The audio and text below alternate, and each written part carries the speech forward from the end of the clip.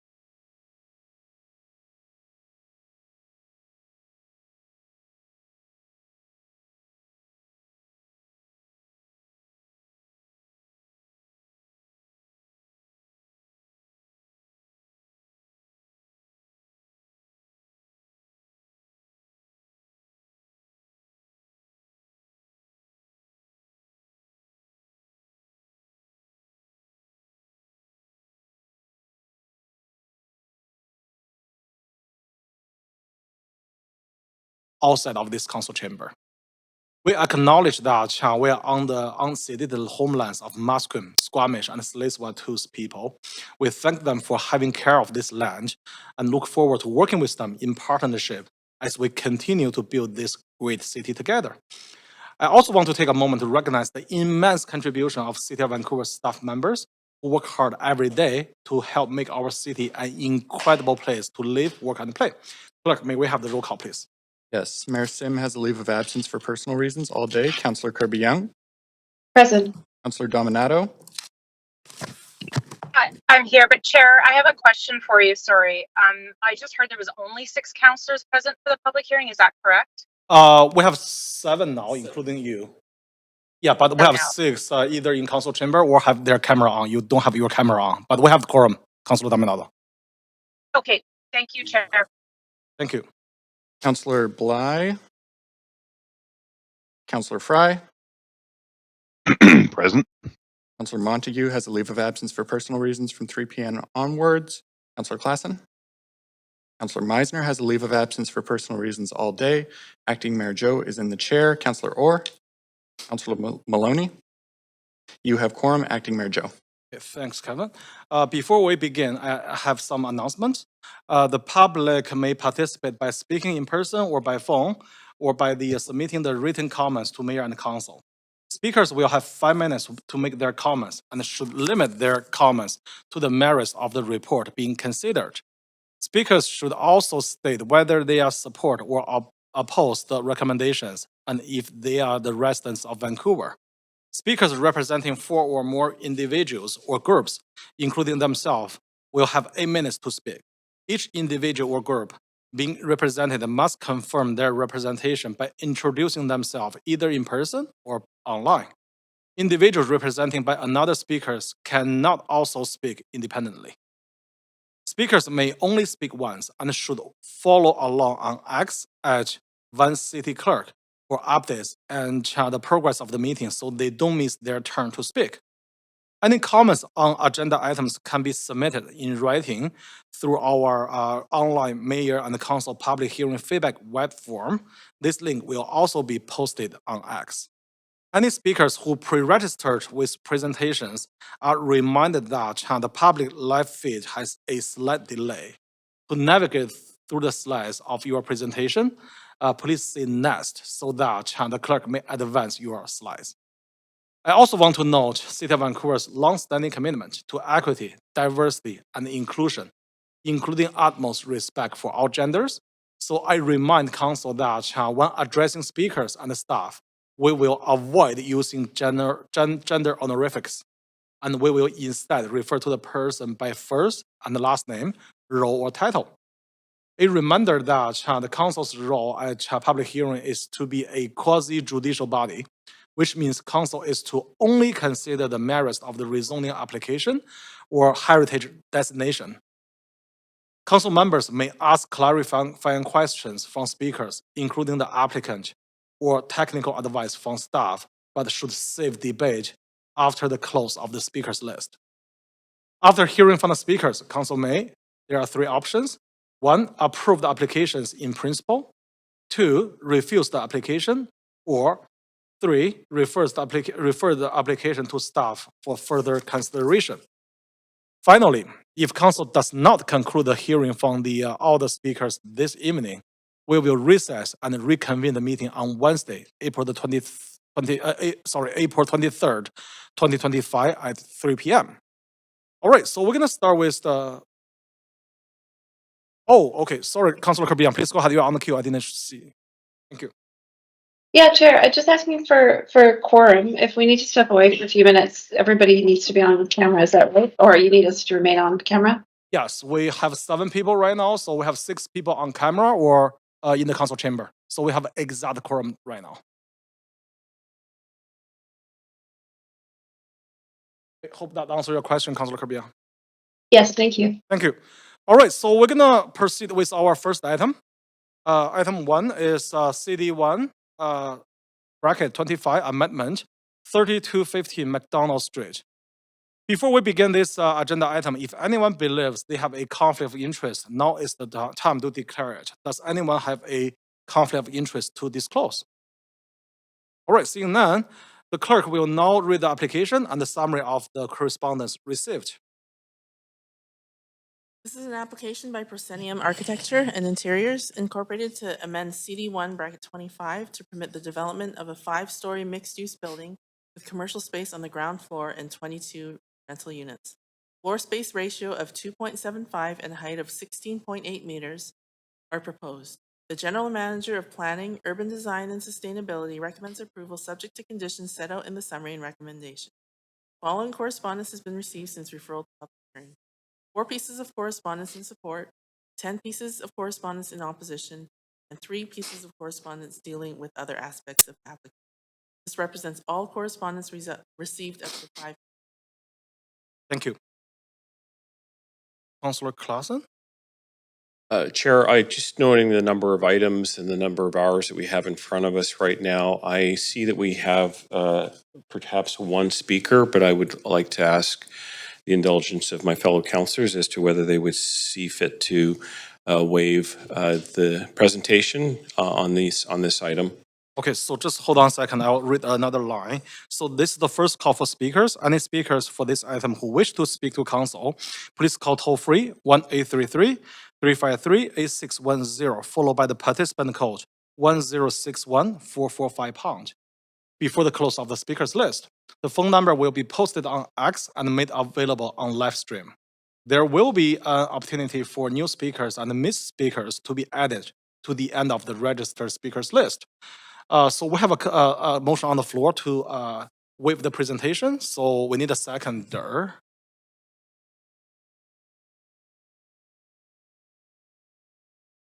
Okay, is there any seconder to waive the presentation? Okay, seconded by Councilor Orr. All those in favor say yeah. Okay. Opposed say nay. Okay, so opposed by Councilor Maloney. And opposed by Fry. By Councilor Fry. Okay, so this has to be unanimously, right, Clerk? Okay. Okay, so yeah, so then the council, the motion failed, so we have to hear the Thank you. presentation from staff. Yeah, please go ahead. We have a staff from planning, urban design, and sustainability here to present the application. Or can you take me off? Thank you.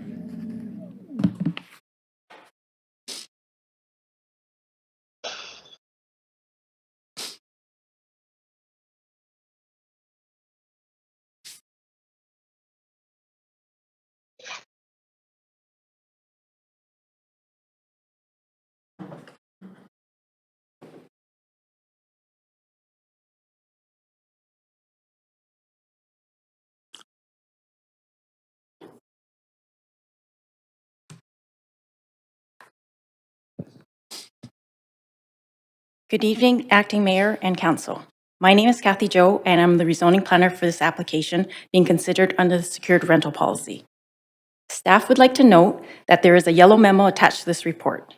The memo recommends a minor amendment to the CD1 bylaw as a result of zoning and development bylaw amendments enacted on April 1st, which simplify the horizontal angle of daylight regulations.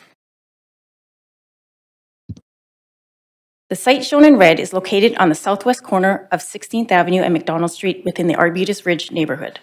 The site is developed with a single-story office building and that was constructed in 1951. There are no existing residential tenants on site. Neighboring sites across Macdonald Street to the east and 16th Avenue to the north contain a mixture of commercial uses, including office and retail. Lots to the west, south, and north are zoned primarily for residential uses under R11 and RT2.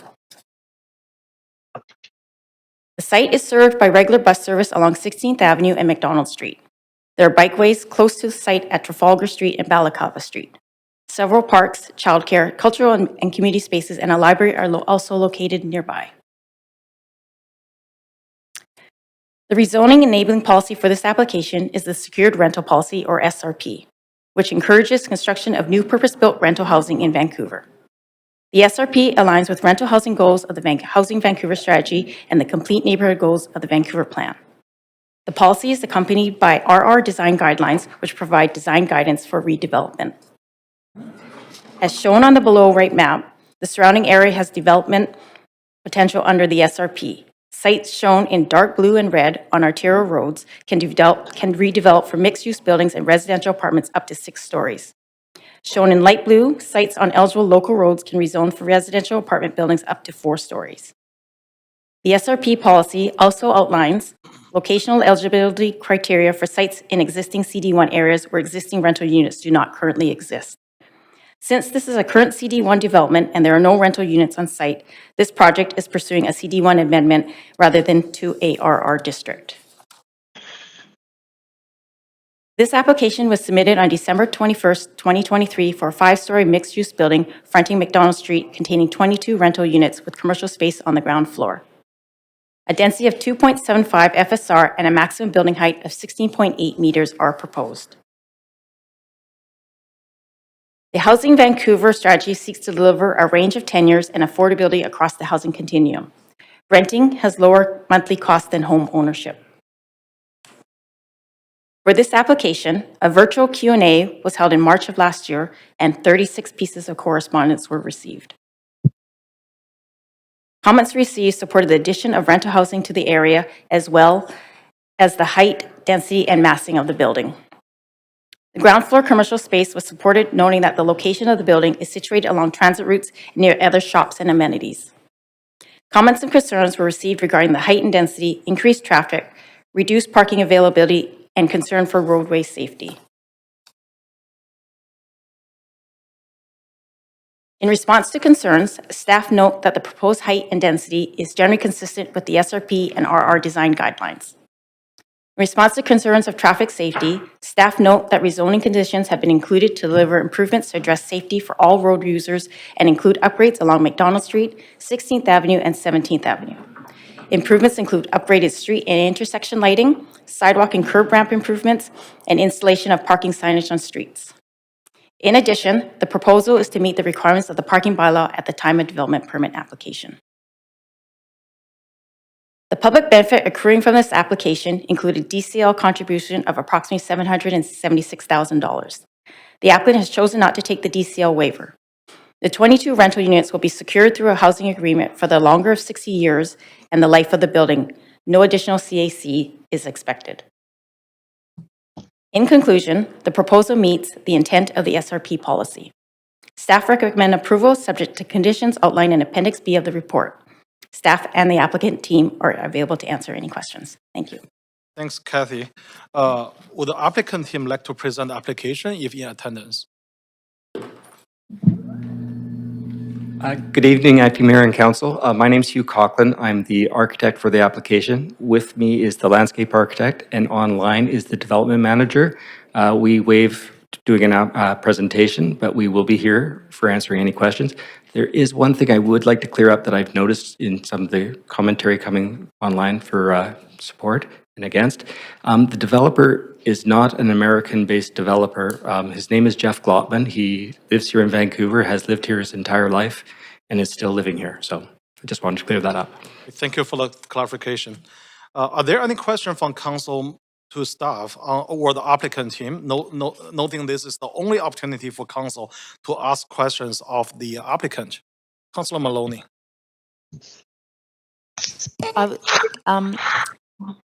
So I understand that there are improvements to the street traffic calming improvements, but could you tell me more information about that? Because apparently on 17th, locals say drivers use it to avoid traffic on 16th at Macdonald where it backs up, and I'm interested to know what's planned.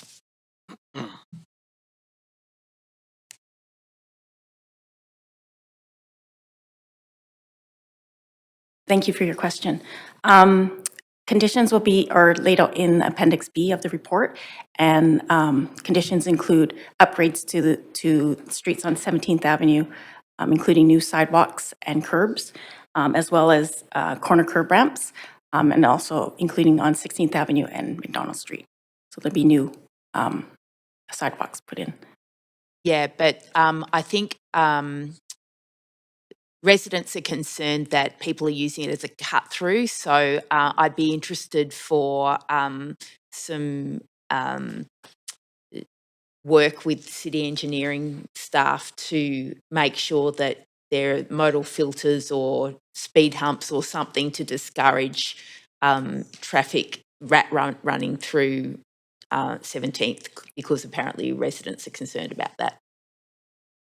Thank you for your question, Councillor. We currently do not have a transportation engineer present, but we can definitely take your concerns back to our engineering colleagues. Thanks. Okay.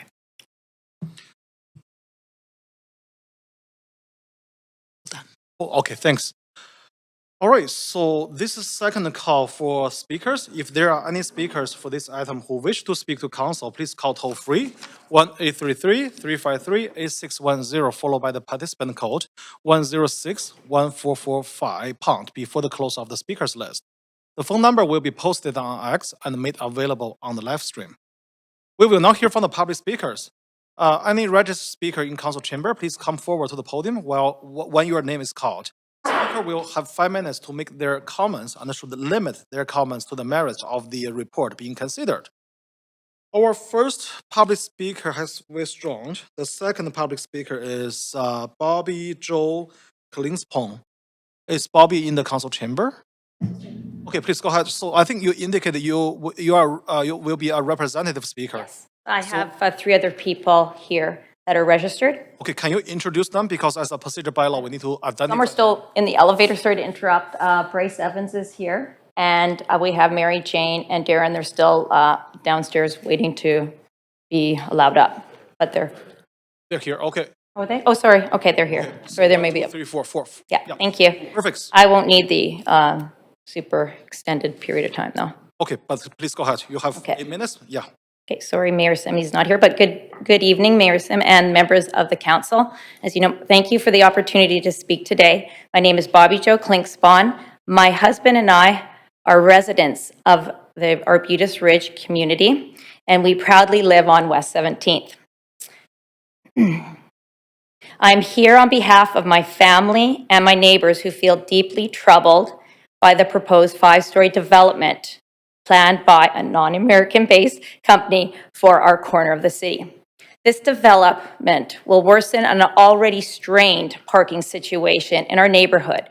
We are on a very small street next to a very busy sports field, well-used, Carnarvon School, and current commercial businesses where vehicles routinely block driveways, hydrants, corners of Mackenzie and 17th and 16th.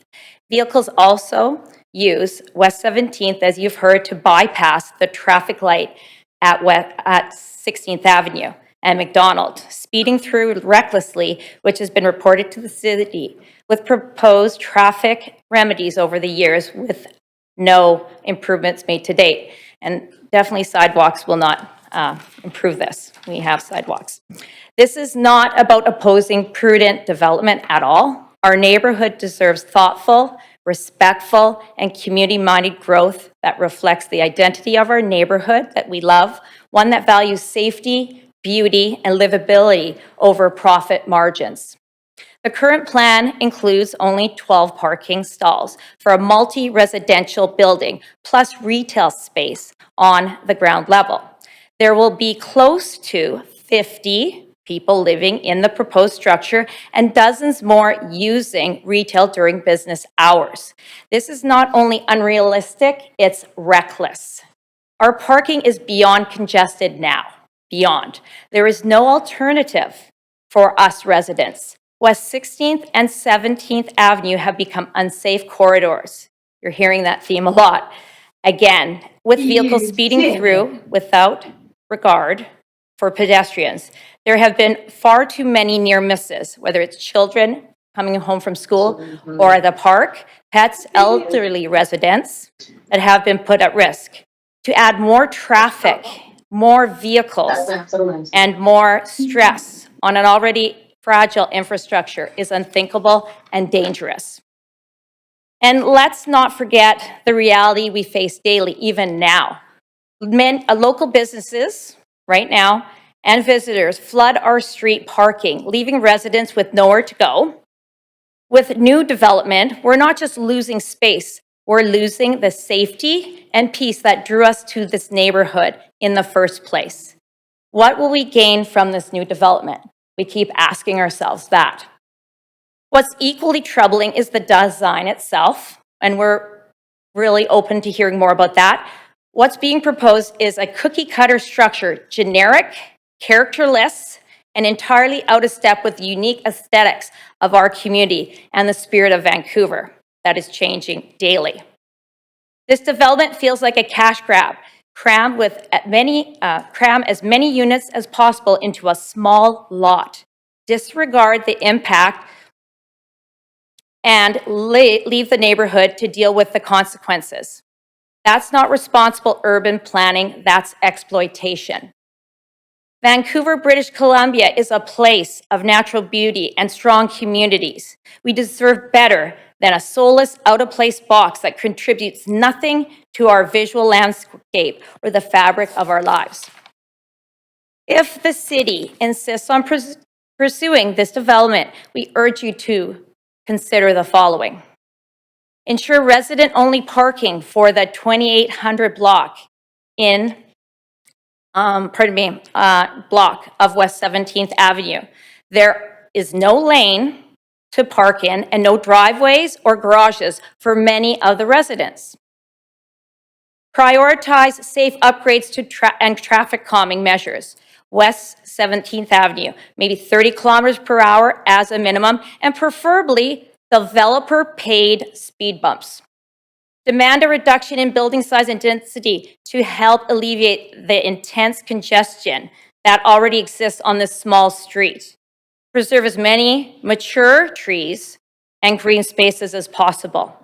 Mandate a design that reflects the character and charm of Vancouver, something that will look tasteful for years to come.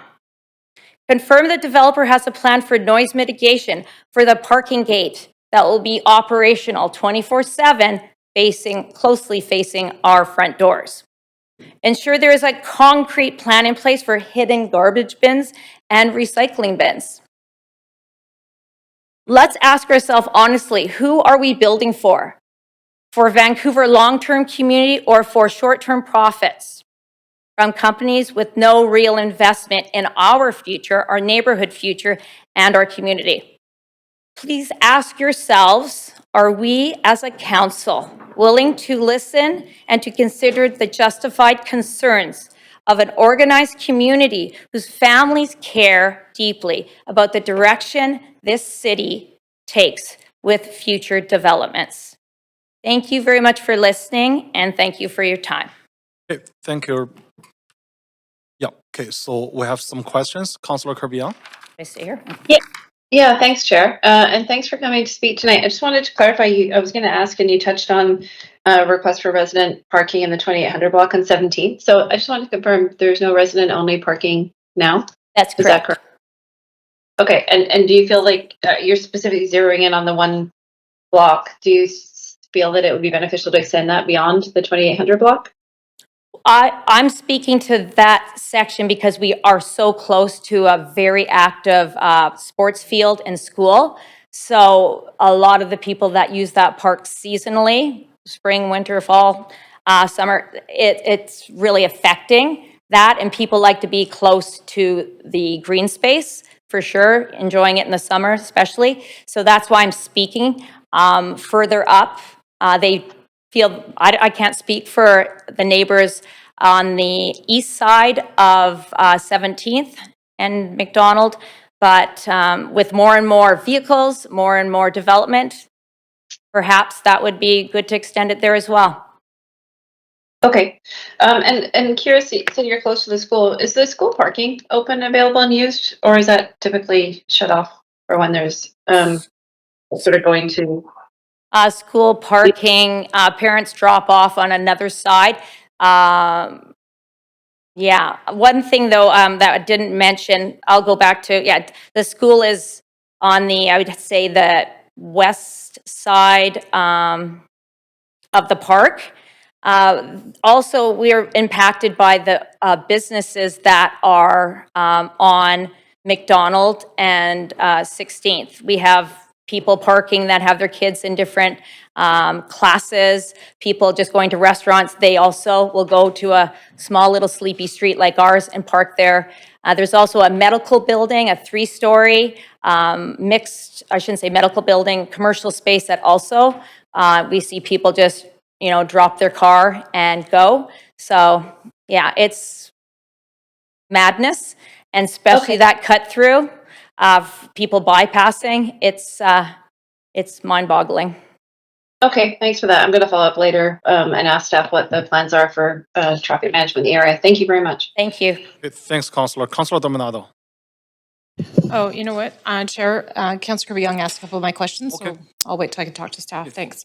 Thank you. That's all your question. Thanks. Thank you. All right, so this is the third and final call for speakers. If there are any speakers for this item who wish to speak to council, please call toll free 1-833-353-8610, followed by the participant code 1061445#. Before the close of the speakers list, the phone number will be posted on X and made available on live streams. If there are any speakers, additional speakers in council chamber, please come forward to the podium. Do we have anyone online, Clerk? No, okay. Thank you. We will now take a 5 minutes recess for any additional speakers to call in or come forward to the podium. Okay, we're gonna 36.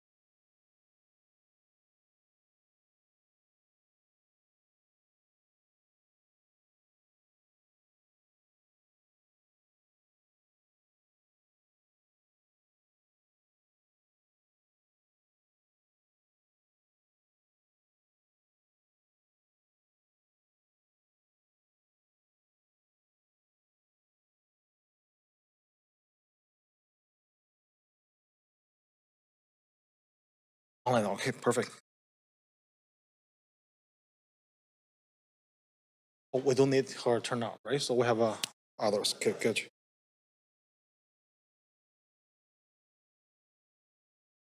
Hmm? Oh, okay.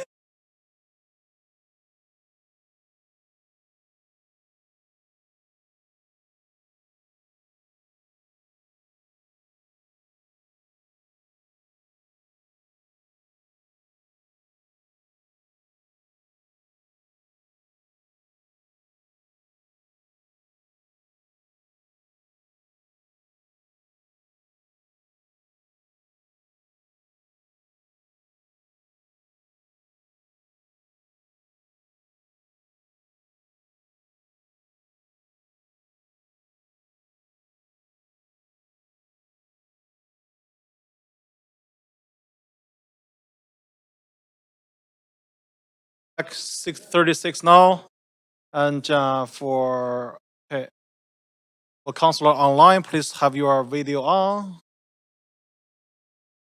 All right, so clerk, do we have any additional speakers online or in person to provide the comments on this item? Okay. All right, seeing no further speakers, and the speakers list is now closed. Seeing there are few or no public comments received after 5 p.m., I'm now closing the receipt of the public comments. Does applicant team have any closing comments? No further closing comments other than the applicant has requested that I point out that they are 60 years serving Vancouver and they run a successful engineering firm in the city. Thank you. Does staff have any closing comments? Staff would just like to remind council that there is a yellow memo attached to this report. Thank you. Does council have any final question for staff? There is. Councilor Kirby-Yung. Yeah, thanks, Chair. I do. And just following up to some of the questions we heard from speakers, I wonder if staff can comment a bit further about if they're proactively taking any initiative to look at resident-only parking in the area the 2800 block was specifically mentioned, or if that's something that needs to be initiated by resident request. Can we get some comments on that? Because we also heard that there's issues on not just 17th, but also 16th.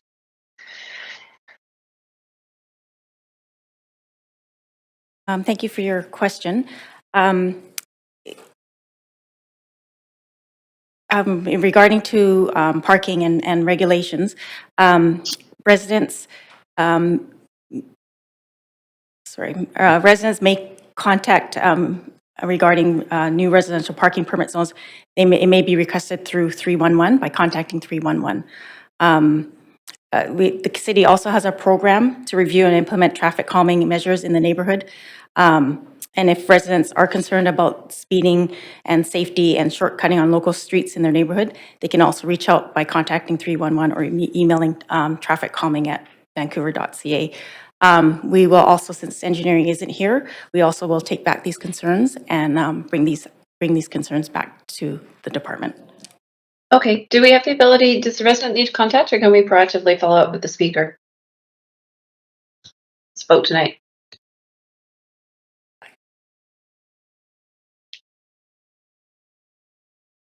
Hi there, Casey Peters, Assistant Director of the Rezoning Center. We can certainly get the contact from the speaker tonight and pass along any information regarding the process to request resident-only parking. Okay, super. I would appreciate that. The other question I have is that there was a comment, and I think this might be helpful for new councillors as well. There's a comment from the speaker around sort of some disappointment with the design of the building. I wonder if you can just provide a bit of context so that everybody's aware of what the SRP approvals look like, and the fact that we're essentially approving the tenure and sort of the density on the site, but that typically the design happens later in the process, not at this one, since we've tried to simplify and expedite rental housing. Is my understanding that the design considerations are done a bit later in the process for the DP stage. Can you kind of confirm if that's correct, and just speak to how that process works for folks with the streamlined SRP or secure rental policy? This application is actually rezoning to a CD1, so Okay. it's not going through this SRP streamline. The commercial on the floor, is that that's the difference? I can direct my colleagues in urban development to answer that. I need to be quick on the answers because we only have so much time if we can. So can I just get comments on the actual nature of the design? If what we see is what we get, or is there going to be further requirements in the DP stage? Looking for an answer to that, please. Yeah, thank you for the question. I am Havan Surat, planner too.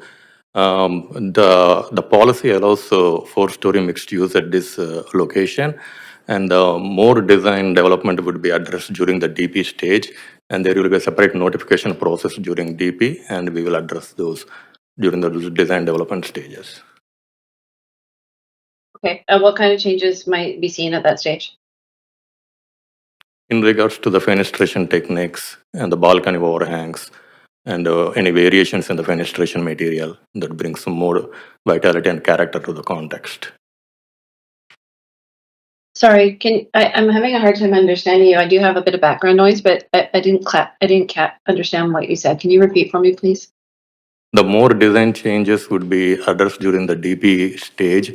It can be added conditions to variate the more fenestration techniques and material changes that adds more vitality and suitable context to the surroundings. And which techniques? That's the word. That's the part I'm missing. The building fenestration, the material, the material changes. So the external materials. External, yes. Ah, okay. Okay, thank you. I'll leave it there because I'm running out of time. Thanks. Okay, thanks, Councillor. Okay, seeing no one else on the queue, I'd like to remind Council that, Clerk, did we receive any additional public comments since the close of the public comments? No, okay, thank you. All right, I'd like to remind Council that we need to move the recommendations for the item 1 together with the yellow memo dated April the 7th, 2025, entitled CD1 rezoning 3215 Macdonald Street. Council will now make a decision on this item. Do we have mover? Moved by Councillor Dominado, seconded by Councillor Orr. Hey, all right, Council members, is there any discussion?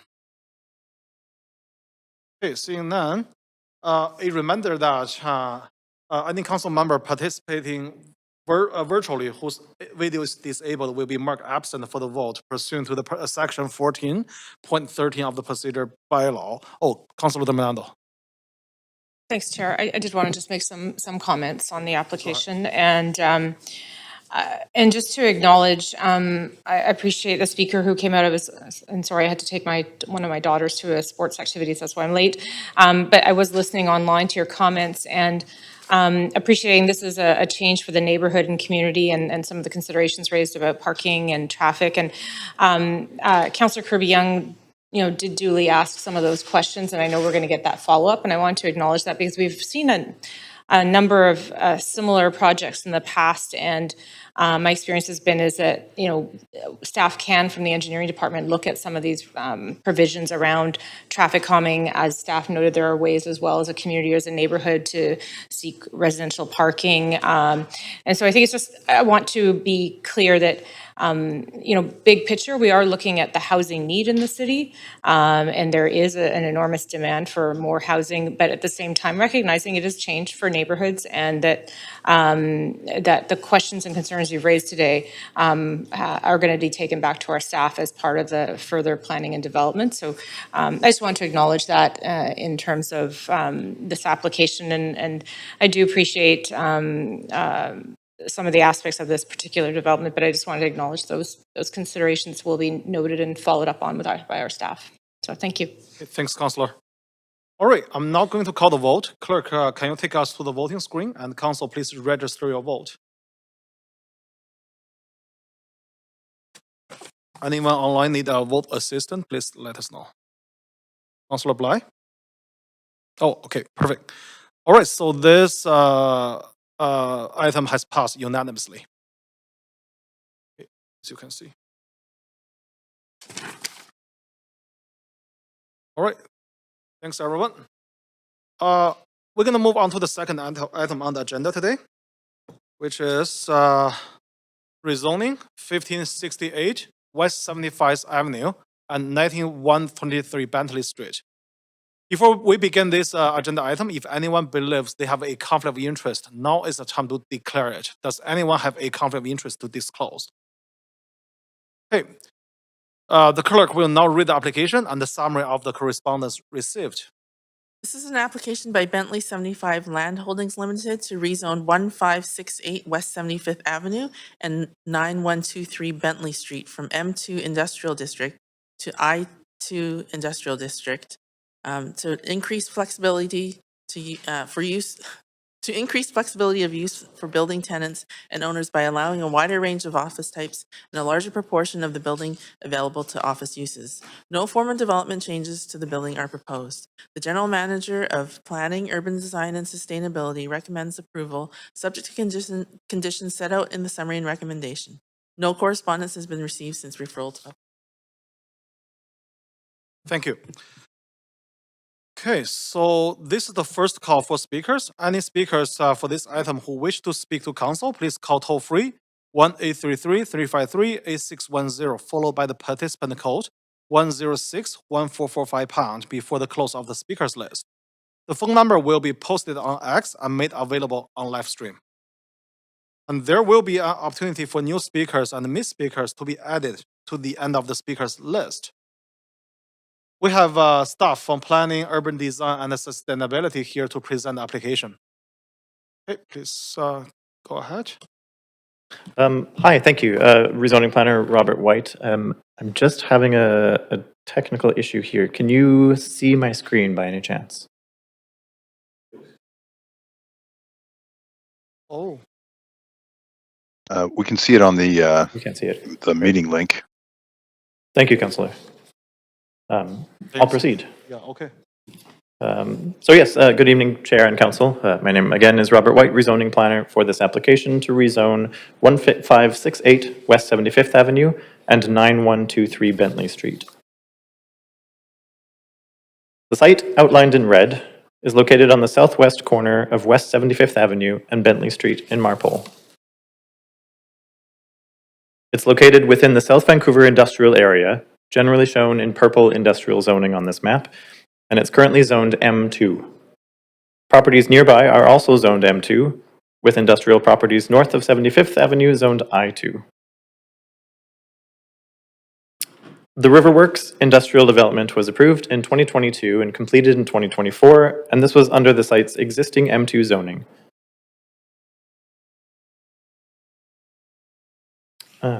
Sorry about that. This application, submitted July 24th, 2024, proposes to rezone the site from M2 to I2 to increase land use flexibility for building occupants relating to choice of use. This application does not propose any form of development changes to the existing development. While both M2 and I2 zones allow a portion of the building to be occupied by office users, I2 zoning, this is the columns in green, allow office spaces to be occupied by a wider range of office use types, including healthcare providers, lawyers, and accountants. I2 zoning also allows up to 33% of the development to be made available to office users when needed, whereas the existing M2 zoning limits office users to 25%. Under both the existing M2 and the proposed I2 zoning, the entire building can be industrial use. The increase in floor area, which could be used for either office or industrial use, was constructed to industrial specifications and can be used as already constructed for industrial activities in the future. Showing on the slide here, a virtual Q&A period was held from September 25th to October 8th last fall, and a total of 9 pieces of correspondence were received throughout the review of the application. Support was expressed for the flexibility for more floor area to be used as office space when needed, and a view that the proposal aligns with policy. One concern expressed an increase in flexibility for office activities should not be supported at this location. On October 31st, 2023, Council approved a report entitled Industrial Modernization and Intensification Framework, Amendments to the Zoning and Development Bylaw. This included amendments to the I2 district schedule to allow for increased flexibility for building occupants. The Industrial Lands Policy allows for the consideration of minor amendments to non-residential uses as long as the amendments are supported by a council recommendation in advance of a rezoning application. Though council has not made any prior recommendation in this regard before considering this proposed zoning amendment, the proposal meets the intent of allowing minor amendments for non-residential uses. Given the site location, the industrial zoning context, and no proposed changes to the existing form of development, together with the flexibility of uses, staff support the proposal to rezone from one industrial zone to another industrial zone. In conclusion, the proposal meets the intent of the industrial lands policy, and the existing development's land uses, density, and form meet the intent of the I2 industrial zone. Staff recommend approval of this application, and staff and the applicant team are here to answer any questions you may have. Thank you. Okay, thanks. All right, so this is the first call for speakers. Sorry. Okay, would the applicant team like to present the application if in attendance? Yeah. Okay.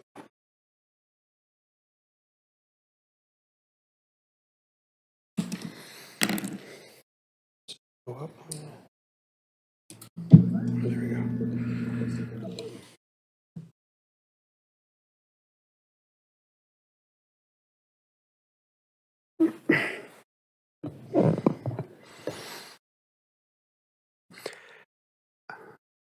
Start any time, Mr. Chair? Yeah, please go ahead. Oh, we had a slide deck that was submitted. I don't know if it, oh, there we go. Is that it there? Perfect. Yeah. Thank you, Madam Clerk. Hi, okay, thank you. It's 5 minutes, is that correct, or? No time, okay, I'll keep it to 4. Thank you very much, Mr. Chair, members of council. Also, welcome to new council members. Nice to see you in the chairs. Before I start, I want to thank the city staff for their ongoing collaboration and diligence on this application. It's a bit unusual one, so thank you. My name is Joe Carrera. I'm a VP of Development at Con West Developments, and I'm joined by Elisa Chung. She's our Senior Director of Sales and Marketing at Con West. I'm here to present a brief overview of the subject rezoning. Robert's done an excellent job of it, but some high points from our point of view.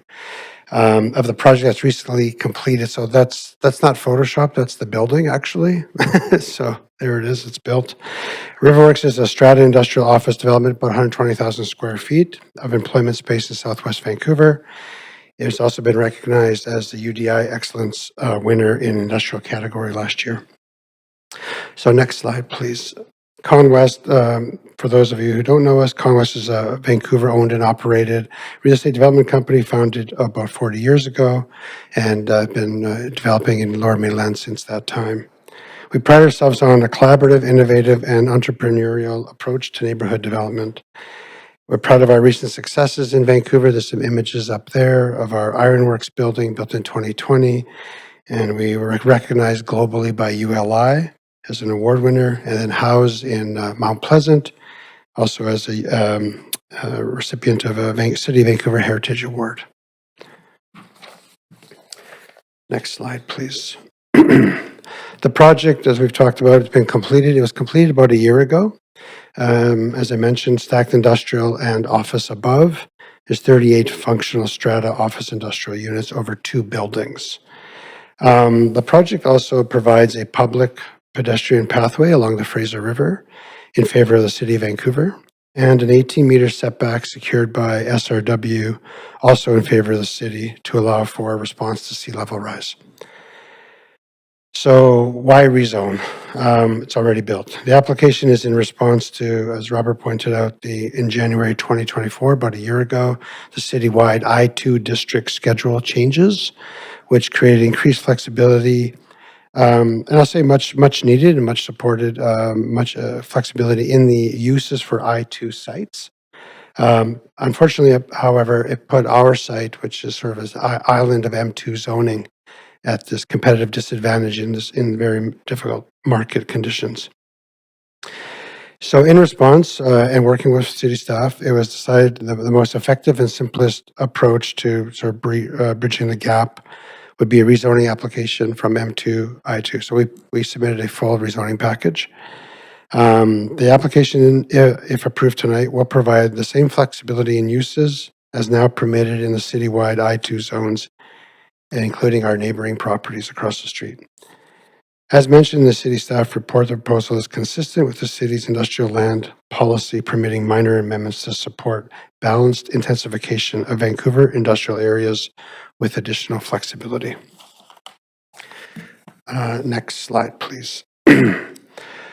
So really a brief timeline and context for council. So in 2017, we purchased the site 8 years ago from Hexion, which was an American chemical materials manufacturing company. And we, over a 4-year period, remediated the site and received COCs for our site and the surrounding streets. In 2020, the ELER report was presented to council. 22, that report recognized this area as an area of the city that would be suitable for intensified employment possibilities. We responded with a BP building permit application with our Riverworks project. We talked about the I-2 district schedule changes last year. In response to that, our first call was to Metro Vancouver. They confirmed that the application would not trigger a Metro amendment. And in March of 2024, we applied for our rezoning. We've been in the sales program since 2022 on site. Next slide. At the bottom, sorry, just go back one. That bottom right image is sort of indication. The M2, our site, the I2 across the street. And actually at the end of West 75th is also a commercially zoned CD zoning. Probably goes back 20 or 30 years. Last slide, please. So in the Riverworks, we're already seeing it's a growing business community, much like our Ironworks project.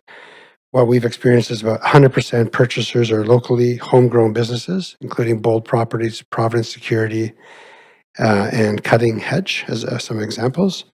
We've had a lot of success with the ground floor industrial spaces and with some success with upper level industrial spaces too, which is great.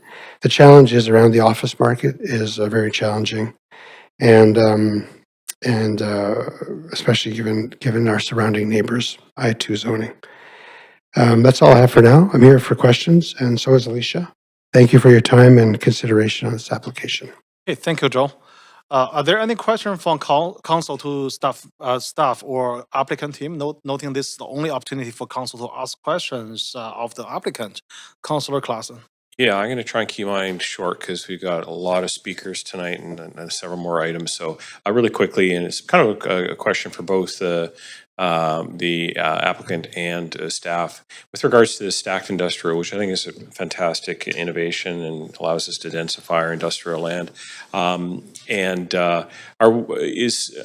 the case of this one, are you starting to see some interesting opportunities that might be starting to come for some of the office space? By the way, I got to visit both Ironworks and Riverworks and think they're fantastic projects, and congratulations on your awards. But what do you foresee in terms of opportunities for usage in these in that office space? I think we're seeing some action in the office space, I would say, but it is still very, very challenging. And the work from home doesn't seem to be going away. And so we built a building. It was the start of COVID. So it is very challenging. So I think we work together with the ELER folks here as well. I think as we have to intensify in Vancouver, right? And I think in terms of how do you future-proof the building so they become employment spaces rather than this kind of hanging on to this sort of industrial versus office. I'll just with regards, I know when we made the change for Marine Landing, which is similar but different zoning, they were appealing for professional offices, possibly dentists, accountants, that kind of thing. Is that correct? What we might be seeing? Yeah, so Marine Landing, I mean, I could stand corrected, but Marine Landing is I2 zoned. So they, I'll just say benefited, if that's the right word, with the citywide. So that became a citywide change to the I2. And that included Marine Landing. It's actually a newspaper article. I have it right here. and they've gone to on the public saying that it really helped their project. Okay. And provided employment space for professionals that want to be in that location. Okay, I'll just leave it right there and I'll make my comments after to staff. Thank you. Thanks very much. Thanks, Councillor. Councillor Dominado? Thanks, Chair. Just two quick questions to the applicant. One, what's the vacancy rate roughly right now for the building?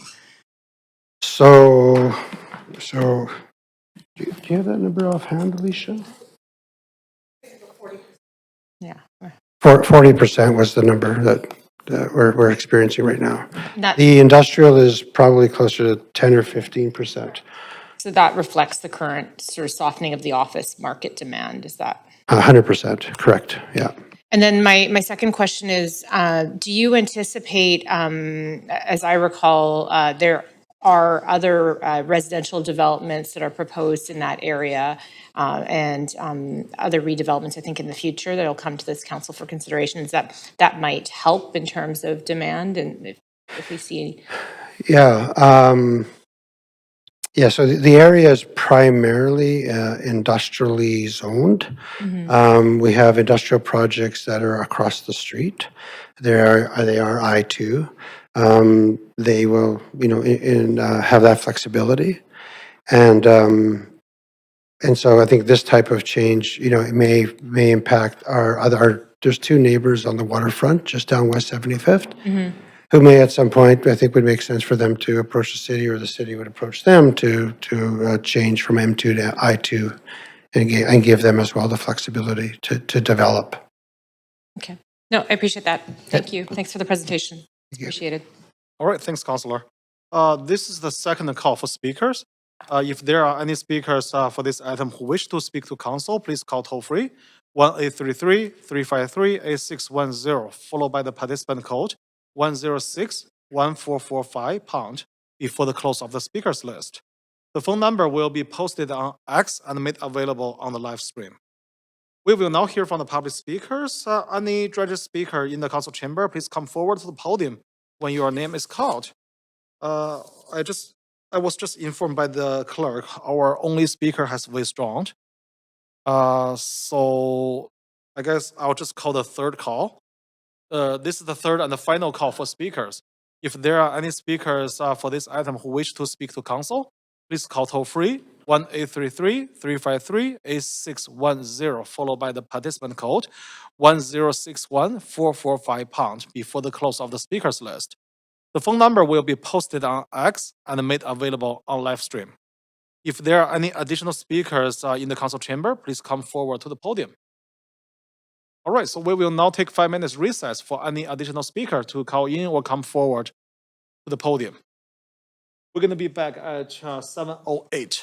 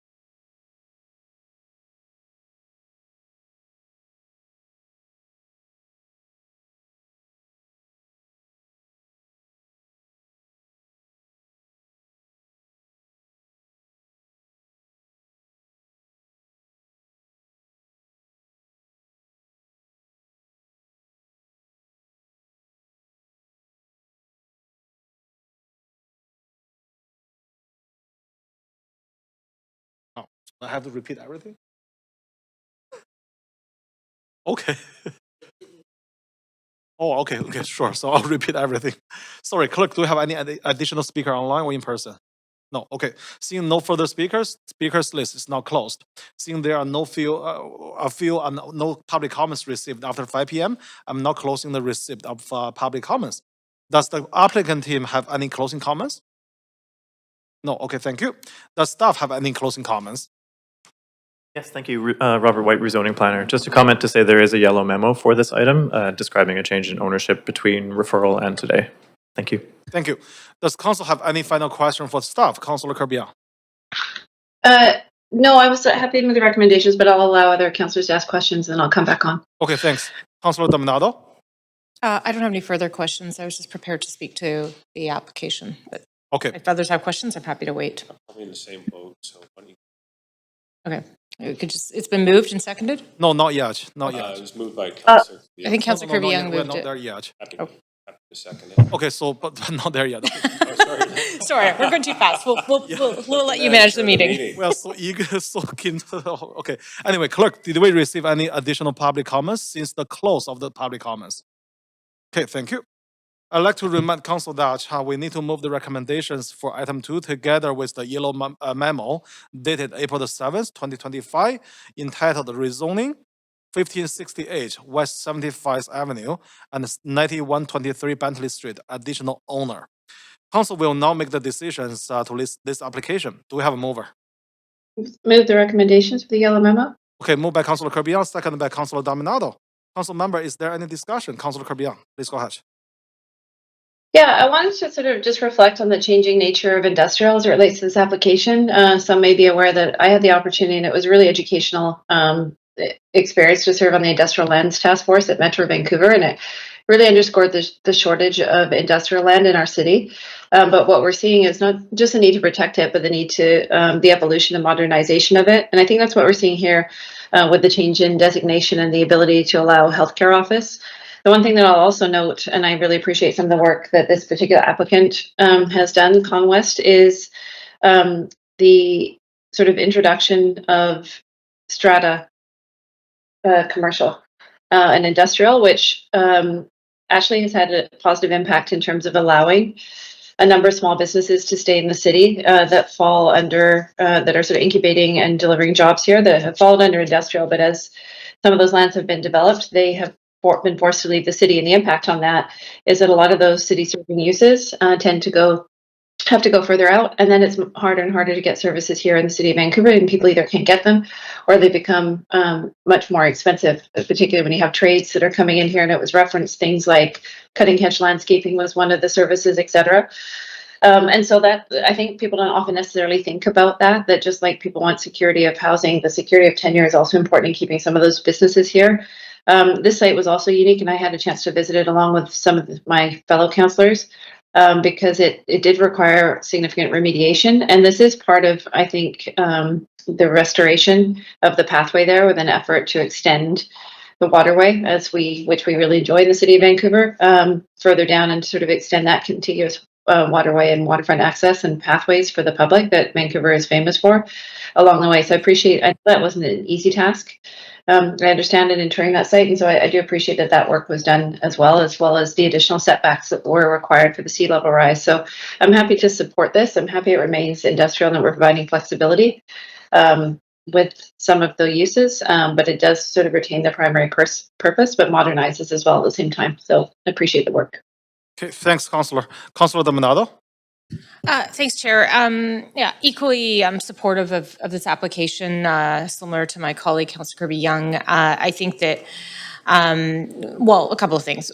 We know that we still need this industrial space in the city. This is stacked industrial. It includes office. I think at some future point we'll see more of that includes even residential.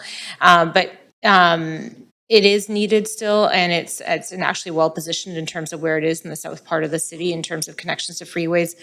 The amendment itself it actually denotes how, like, when we talk about office versus medical office, again, we're kind of splitting hairs at times in terms of the use, and so the intent of modernizing it I think is also indicative of how important it is that we're nimble and we're responsive to the changing markets, just as we're seeing right now as we're facing U.S. trade tariffs, is that our governments need to be nimble, our cities trying to be nimble. We also have to be responsive to changing markets, and this is reflective of that. And then finally, I'll just say, having now been on council for 6 years, we know Con West to be just a solid builder in the city, and both in the work and what they deliver. I've toured both sites, Riverworks and Ironworks, but they have a solid reputation, and I think that speaks volumes as well in terms of what they contribute to the community. So with that, I'm happy to support the application. Thanks, Councillor. Councillor Klassen. My colleagues here really summed up a lot of the really important points about this. And I think for those who are listening and our staff, the takeaway for me on this is that it's about innovation.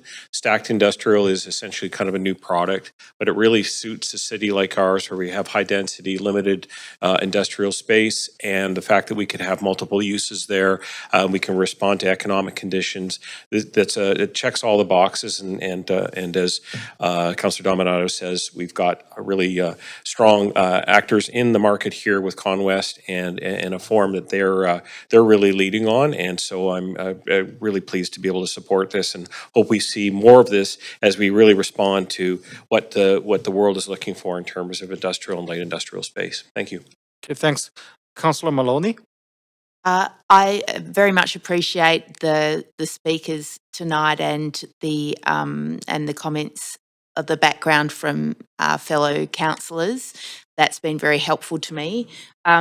Also, just noting that Councillor Dominato did mention access to freeways, but I think it's worth mentioning that the importance of supporting transit access and active transport access as well.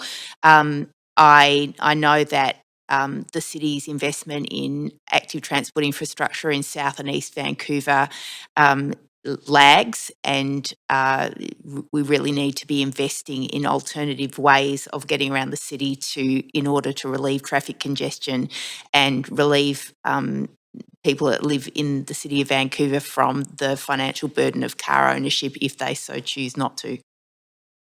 Thanks. Okay, thanks.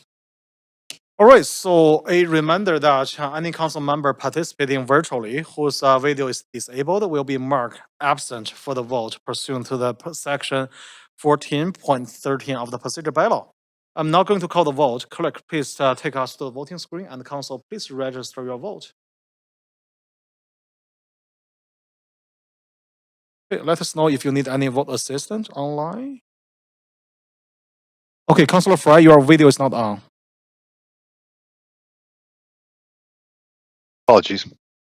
Okay, how about Councillor Fly?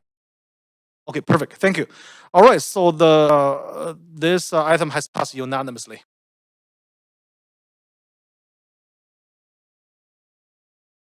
All right. Thanks, everyone. Thanks. All right, so we are moving along to the item number 3 tonight, which is CD1 rezoning, 2225 West 8th Avenue. Before we begin this agenda item, if anyone believes they have a conflict of interest, now is the time to declare it. Does anyone have a conflict of interest to disclose? All right, the clerk will now read the application and the summary of the correspondence received. This is an application by JTA Development Consultants to rezone 2225 West 8th Avenue from RM4 Residential District to CD1 Comprehensive Development District to permit the development of a 21-story mixed-use building containing 231 rental units with at least 20% of the residential floor area for below-market rental units and commercial space on the ground floor. A floor space ratio of 6.80 and a height of 75 meters with additional height for rooftop amenity space are proposed. The General Manager of Planning, Urban Design, and Sustainability recommends approval, subject to conditions set out in the summary and recommendation. The following correspondence has been received since referral to public hearing. 6 pieces of correspondence in support, 11 pieces of correspondence in opposition, and 4 pieces of correspondence dealing with other aspects of the application. This represents all correspondence received up to 5 p.m. today. Thank you. This is the first call for speakers. Any speakers for this item who wish to speak to council, please call toll-free 1-833-353-8610, followed by the participant code 106-1445# before the close of the speakers list. The phone number will be posted on X and made available on the live stream. There will be an opportunity for the new speakers and the missed speakers to be added to the end of the speakers list. Councillor Clausen, you are on the queue. I'm sorry, that's must be a holdover. Okay. All right, so we have staff from planning, urban design, and sustainability here to present the application. Please go ahead. Good evening, Mayor and Council. My name is Susanna Roll, and I'm the rezoning planner for this application considered under the Broadway Plan. Staff would like to note that there is a yellow memo attached to this report. The memo recommends a minor amendment to the CD1 bylaw as a result of zoning and development bylaw amendments enacted on April 1, which simplify the horizontal angle of daylight regulations. The site, shown in red, is located on the north side of West 8th Avenue, mid-block between Vine and U Streets. The site and surrounding area are zoned RM4. The sites along Broadway are zoned C3A, and there are few CD1 zoned lots in the surrounding area. The property is currently developed with a 3-story rental building with 47 units. Eligible tenants are protected under the Enhanced Tenant and Relocation Protection Policy. The neighborhood is undergoing significant change, with a future subway station 1 block away, which is scheduled to open in 2027. The site is well served by public transit, bike routes, parks, childcare, and community facilities. It is within a block of the future Arbutus station. There is frequent bus service on Broadway and West 4th Avenue. The site is close to the 8th Avenue Bikeway, and it is within 1 block of Arbutus Greenway. The site is located in the Kitsilano North Area A sub-area. The plan permits 20-story market rental buildings with 20% of the residential floor area secured as below-market units. The maximum density is 6.5 FSR with an increase of up to 0.3 FSR for ground-level local serving retail. Plan amendments approved by Council in December 2024 allow to consider an increased building height in circumstances where it helps to achieve better urban design outcomes. The application was submitted in April 2024. The applicant proposes a 21-story tower with a 6-story podium, ground floor retail, and rooftop amenities. The project includes 231 rental units, of which 20% are below market units. A density of 6.8 FSR and a height of 75 meters are proposed. Sorry. Oh. Sorry. Back. Sorry for the confusion. Staff have reviewed the site-specific conditions and have conditioned a 4-story podium and a shift of the density from the podium to the tower. This might lead to a slightly higher tower than proposed. There we go now. The table compares below market rents and market rents by unit type. Starting rents to the below market units are to be discounted 20% below citywide average market rents. A virtual Q&A period was held from July 3 to 16, 2024, and 82 pieces of correspondence were received. Support was expressed for the location close to transit, appropriate height and density of the area, and the addition of much-needed rental housing. Concerns were related to height, density, massing, traffic and parking, and neighborhood character. In response to public feedback regarding height, density, and massing, the proposed height, scale, uses, and density are consistent with the intent of the plan. It is appropriate due to proximity to transit routes, schools, services, and shopping amenities in the neighborhood away from materials. Regarding traffic and parking, the application meets the expectations of the parking bylaw and will need to provide a transportation demand management plan at the time of development permit. Staff anticipate an overall reduction in vehicle trips with the completion of the Broadway subway.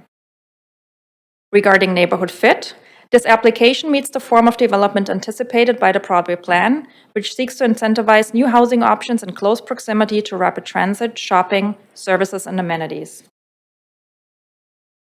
The public benefits of this application consist of 231 market rental units with 20% of the residential area for below market rental units.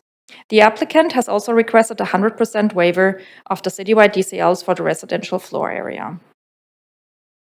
In conclusion, this proposal aligns with the Broadway Plan and advances the city's rental housing targets. Staff recommend approval of this application, subject to the conditions outlined in Appendix B of the report. Staff and the applicant team are available to answer questions. Thank you. Thank you. Would the applicant team like to present the application if in attendance? Okay, please go ahead.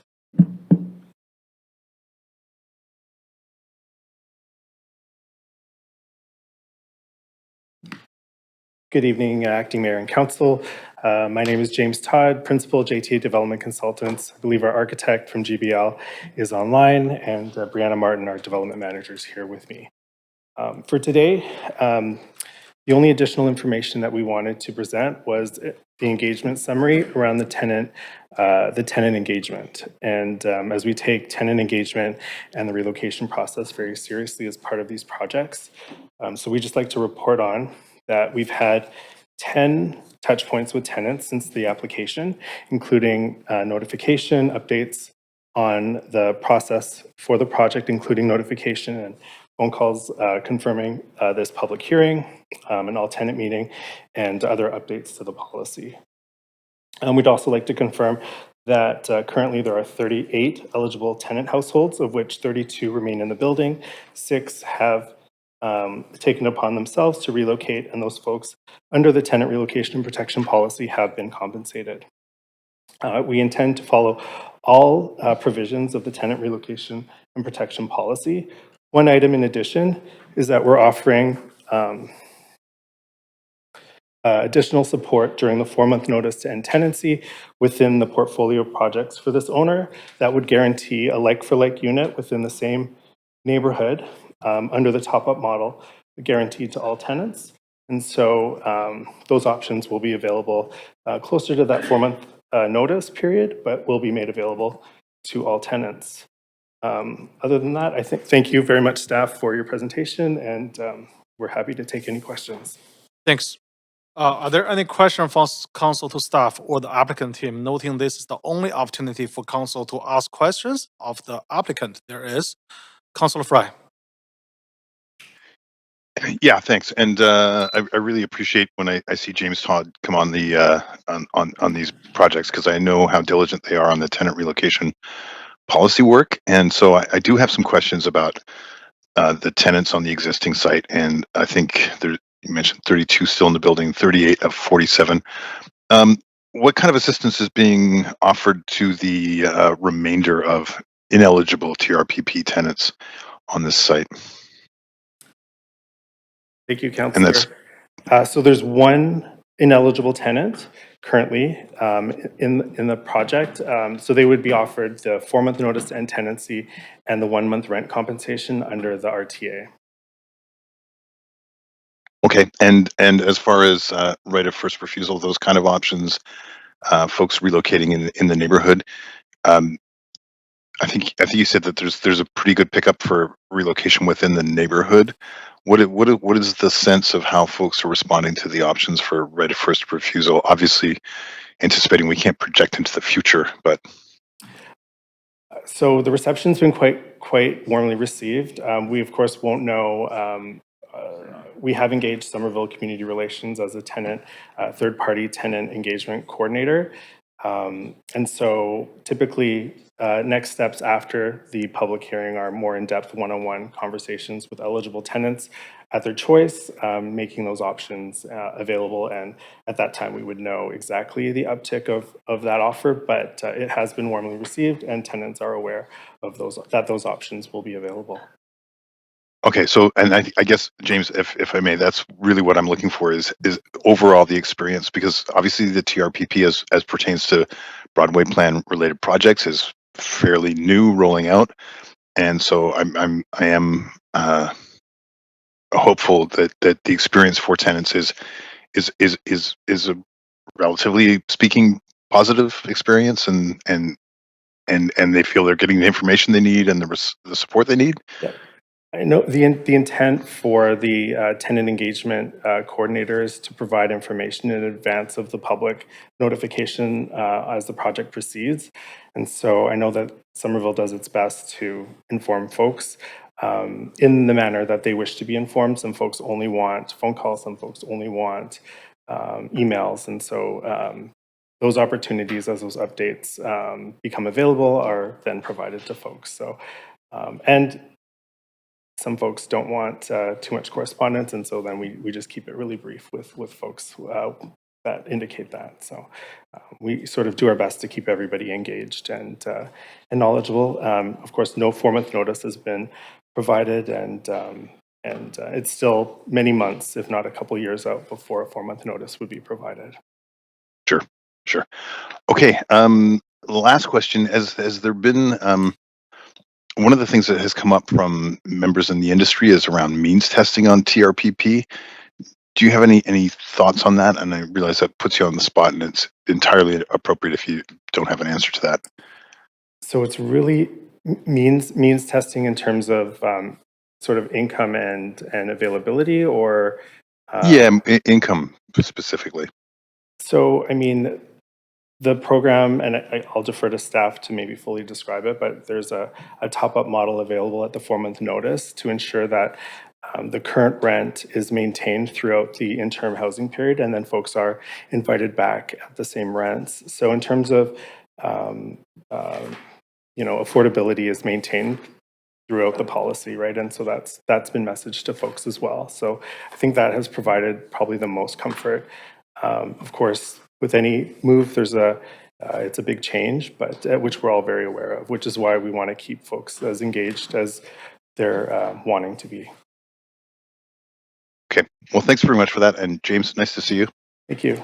Okay, thanks, Councillor. Councillor Maloney. Thanks. I'm interested to know how the facilitation of finding alternative accommodation in the neighbourhood, how that looks like with low vacancy rates. Is there available accommodation in the neighbourhood? So for this project, the owners, Prospera International Realty and 5 Mile Holdings, have a number of existing holdings and buildings in the neighbourhood. And so when we get to that stage, as attrition happens in those buildings, those options will be provided to all tenants. And so we can guarantee that all tenants that are eligible, that wish to remain with the same landlord under a top-up model, so they'll maintain the same rents, will be able to access options for these tenants within the neighborhood. So for us, that's sort of an absolutely extra carrot that we're able to provide and help. And so what remedies do tenants have once a permit's issued? Like how do they guarantee the ongoing obligations are undertaken? I mean, that may be a question for staff. My understanding is there is a housing agreement that's on title that is in force. And so the city has a number of tools. I wouldn't know what exactly those are, but there's every intent to, only proceed with the project and to continue. I mean, it's fully, understood that these are requirements for folks. So you mentioned that one tenant is ineligible. Why are they ineligible?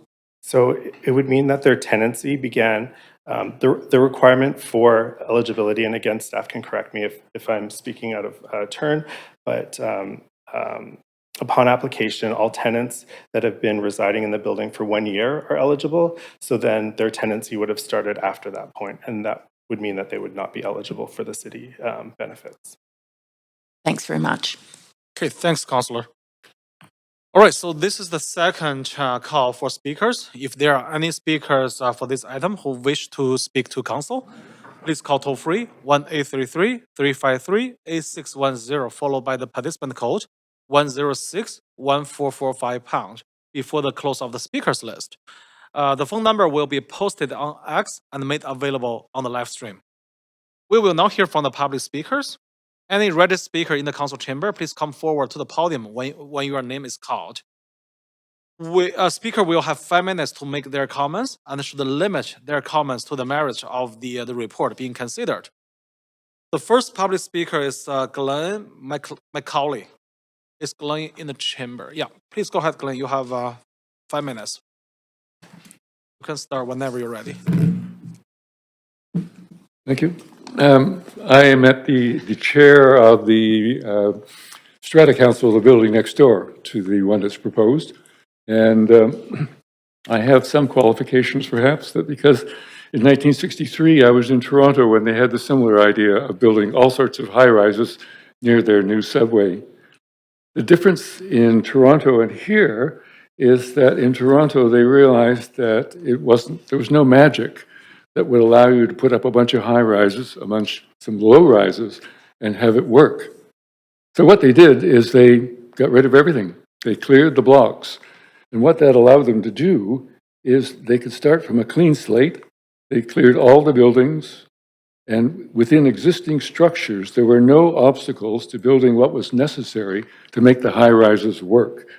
And what that meant, of course, were things like separate access roads to service the high-rises, for the ambulances, the delivery trucks, the moving vans, the visitors, the residents' cars, et cetera, et cetera, et cetera.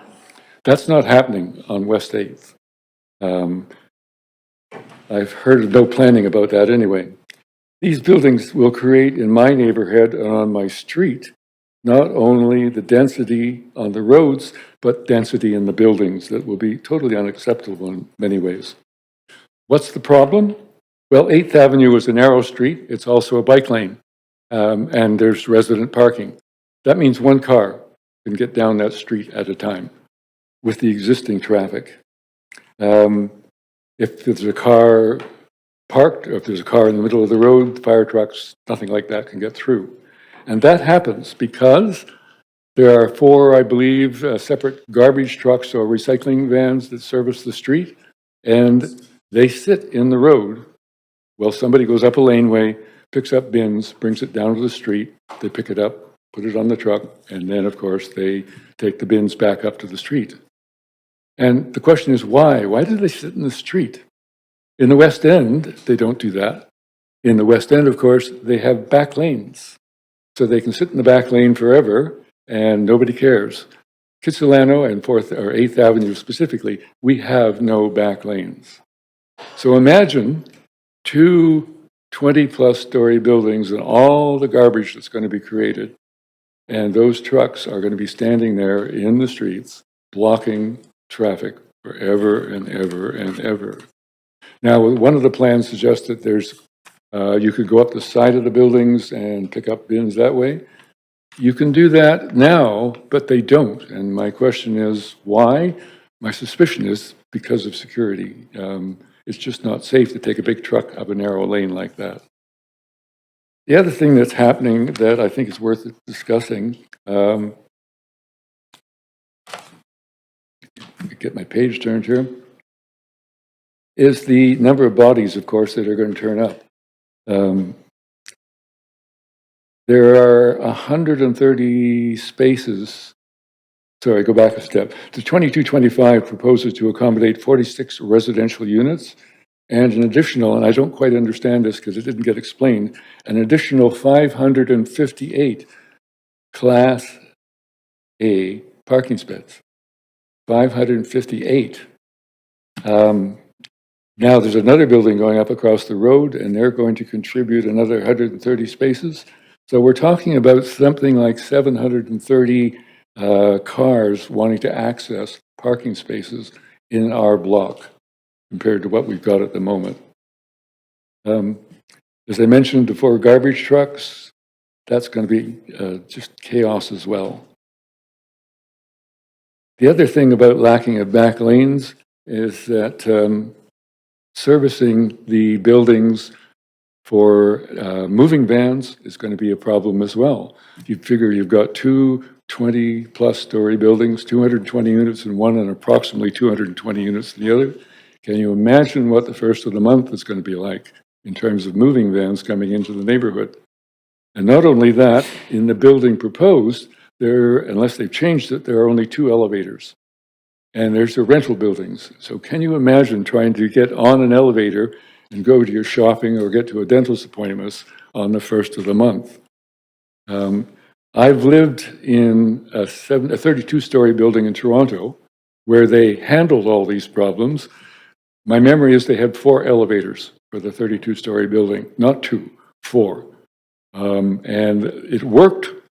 It was civilized, and it was fine. Sorry, Glenn, you are at time. You're actually 10 seconds over. Sorry? You're actually 10 seconds over. You are at time already. Okay. Yeah, but thank you for speaking to council. Thank you. Well articulated. Thank you.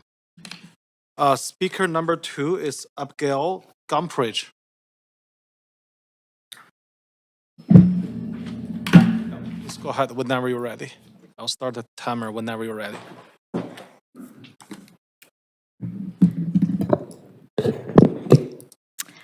Thank you. My name's Abigail Gumpridge. I also live next door to the proposed site, next door to Glenn, but we are here separately and unbeknownst to each other. So I am speaking on behalf of myself and many community members in Kitsilano who I socialize with. I've lived in Kitsilano for many years. People in my building who overwhelmingly oppose this project, as well as the one across the street, but I know we're talking about this one, for a variety of reasons, and feel helpless because they feel like when these proposal signs go up, it's a fait accompli. It's going to pass through council no matter what the opposition and no matter what the public say. And I'm really hoping that that's not the case, and that public discourse and opinions will come into play with this. And I was listening to your statistics from the, I think it's one of the documents attached to the agenda. And I had other statistics about public responses from last June and July that were 61 responses and 42 comments, and 73% of the correspondents were opposed to this project. 73% of the people who, went to the QR code and responded opposed. And I also want to be clear that I am pro-transit and I bike and transit as much as I possibly can.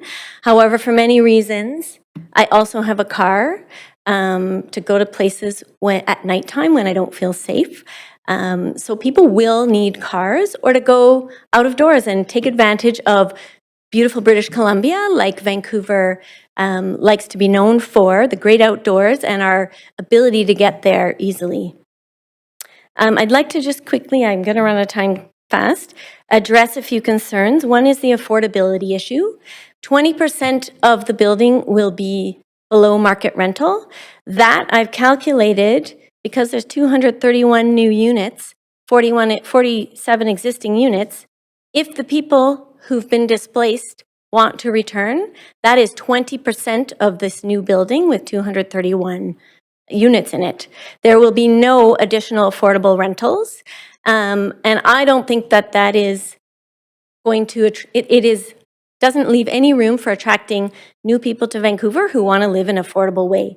I believe that a higher percentage of the building should be below market value. That's one thing. The next is, of course, the infrastructure. Glenn actually commented on it. The number of increased cars, the sewage pipes, of which there is I have a Vancouver Sun article here saying of 150 kilometers of sewer pipes in Vancouver, Kitsilano has the most old pipes needing replacing of 20.5% of all of Vancouver. That is a big problem for putting up a bunch of new high-rises, and I wonder what the timeline for that will be. In addition to the infrastructure, emergency vehicles getting through. There is a building with people with disabilities at the corner of Vine and 8th. There's an ambulance there every day, and also fire trucks also respond to medical calls. So every day there is a truck there. This will cause a big problem for emergency vehicles.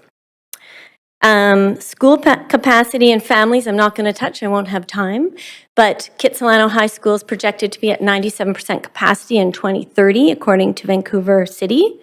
If you're increasing the number of buildings and units, that's not going to hold enough people.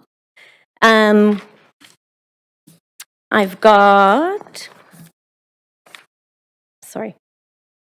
I wanted to also touch on, I know, traffic is such a big topic and nobody wants to hear about it. But there are many schools right around Broadway and Arbutus. Several of them are elementary schools where the children cannot take public transit. There will be excess traffic. And also some of those schools are for children with disabilities that could cause the children at coming and going times distress and a lot of time. Not to mention, yes, I also just one quick thing, the livability of all the residents who live there now through this construction of 12 buildings in a 4 to 2 block radius. Sorry, you're at time. Thanks. Thank you so much for And speaking. if I could just, I'll ask a question of how will this roll out? It's a 30-year plan. Thank you. But we've got many buildings going up all at once. Thank you, but I think you got a question. Yeah, please stay there for a few seconds. Question, sure. Yeah, you have questions. Councillor Dominado, please go ahead. Thanks, Chair, and thanks for coming in today. I do, you list off a number of concerns about the application. If you were able to narrow it down, what is most egregious for you about this application? Because I wrote down I have about 8 or 10 things that you identified as concerns, but if you had to narrow it down to one, what is the biggest concern you have? I think my biggest concern is possibly security and accessibility of emergency vehicles and emergencies with such a congested area. I'm going to say that. Okay. No, I appreciate that. It helps to kind of Thank you. for us to understand as well. So thank you. Thank you. All right, so speaker number 3 has withdrawn. Speaker number 4, Stephen Bohas. I have a few slides that I sent in.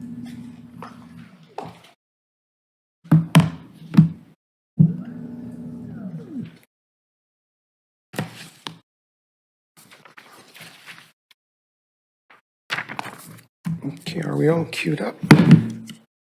Just let me get my computer.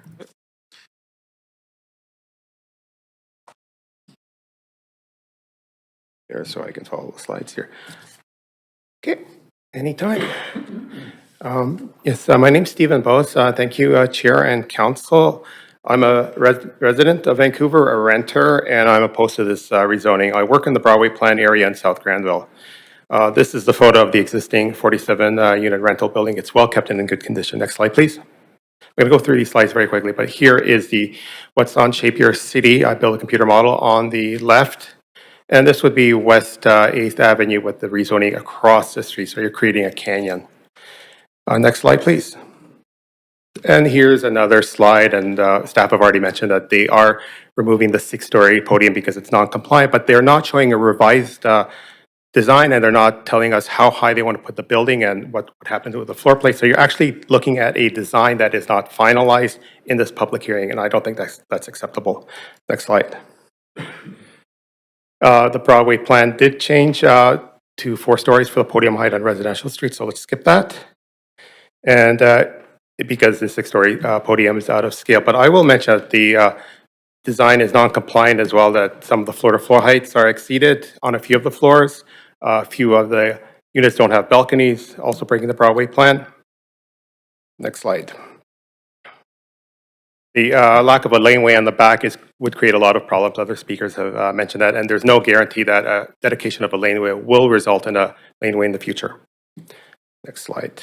So I want to talk about the displacement of tenants, and here you have a building that potentially has 47 units. However, some of those units have been tenanted as short-term rentals, and JTA has done this with a couple of other buildings like 1855 West 2nd, and you heard from a speaker last year who lived in that building, and I believe 1550 West 11th. So as the tenants leave, the units become STRs. Next slide. If you look at what was before this council a couple of years ago, you were looking at options for pace of change policy, and you had this graph by staff, and staff said if you have no change of pace policy, you would potentially have 2,000 renter households impacted per year by demolitions of mature rental buildings. This is from the staff report.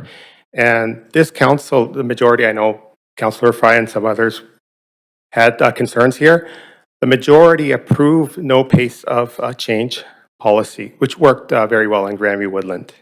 Next slide. But you could see that there was opposition from the UDI. They took a strong stance. Goodman wrote a piece against it, and it wasn't approved. We had no pace of change. And this rezoning is in Tier 2 of TOA, which would mean 4 FSR, 12 stories, so you could enforce a pace of change policy on this site. Next slide. You can actually see that all of the sites with towers here are mature rental sites. Those are the ones that would go first with demolition. There are no controls on this. Next slide. If we look at what happened with the by-election, there were huge lineups. And how did that happen? Well, it was essentially a report that went from staff to council, got rubber stamped, and then this is the result. Next slide. And we have a closed loop between council and staff, because staff make recommendations in a report, council adopts the recommendations. And then Sorry, I'll is there something? Can you hold the time? Yeah.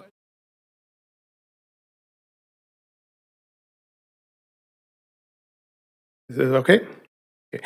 So essentially, you have this closed loop between staff making recommendations and council rubber stamping it, and we saw how poorly that worked with the by-election. Now we know what happened with the Broadway plan, where the Broadway plan process was put forward by staff in 2018, got rubber stamped by Vision Vancouver, was brought back next term, rubber stamped, and the amendments brought by staff and passed by this council in December of 2024.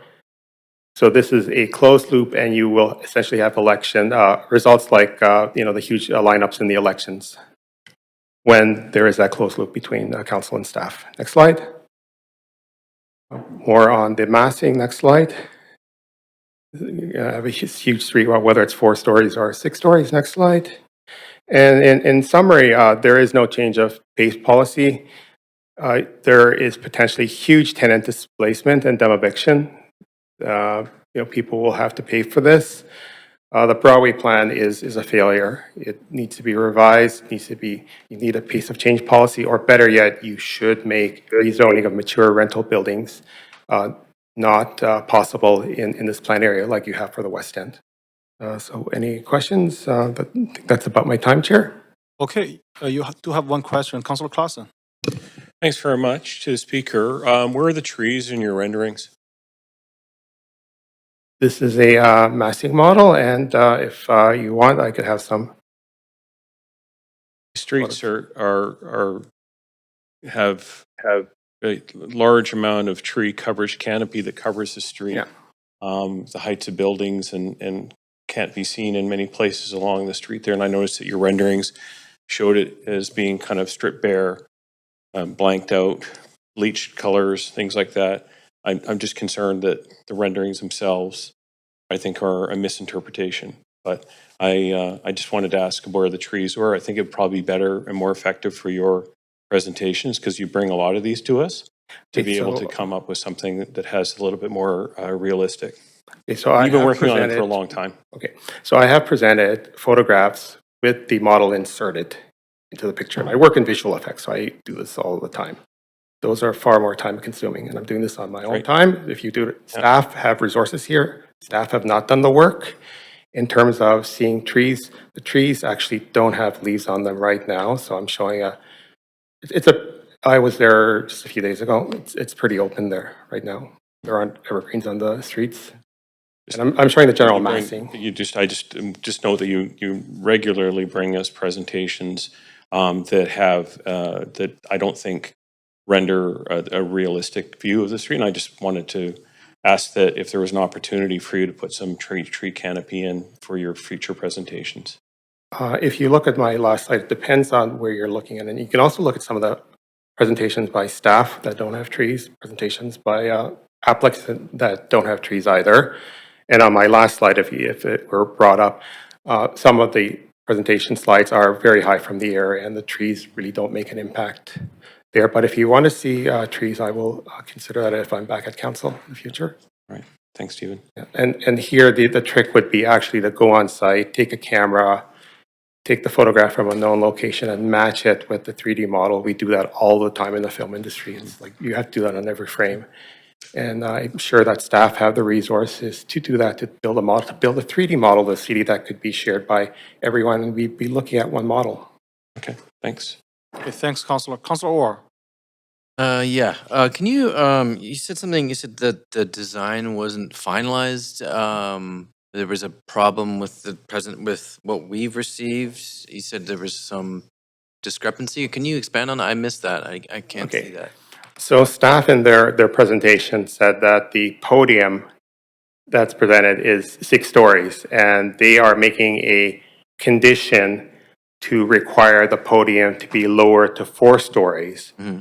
But as part of that, they would redistribute that density to the tower and potentially make the tower even higher, and maybe higher than the 75 meters here. So what I was saying, Councillor, was that you are not looking at a final design. It's up in the air.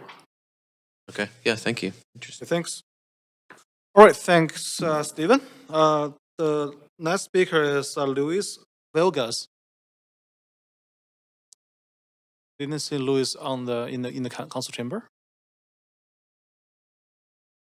Okay, not online either. Okay. All right. So, okay, this is the third and final call for speakers. If there are speakers for this item who wish to speak to council council, please call toll free 1-833-353-8610, followed by the participant code 106-1445# before the close of the speakers list. The phone number will be posted on X and made available on the live stream. If there are additional speakers in the council chamber, please come forward to the podium. Okay, I didn't see any. We're going to take a 5 minutes recess for any additional speakers to call in or come forward to the podium. So we will be back at 8:01.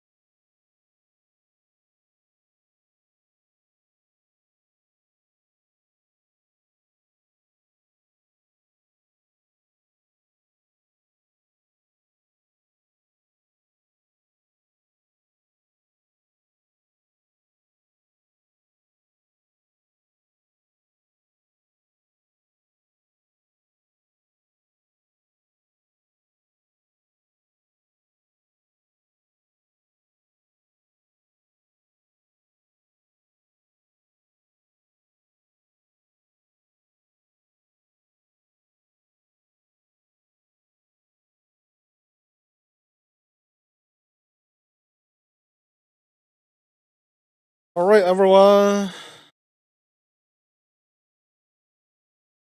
Okay. We need, okay, counselor online, please turn on your video.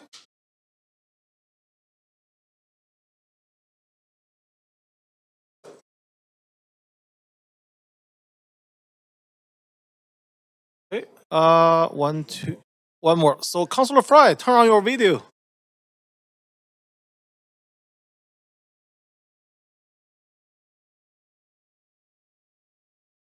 Okay. Oh, there we go. Perfect.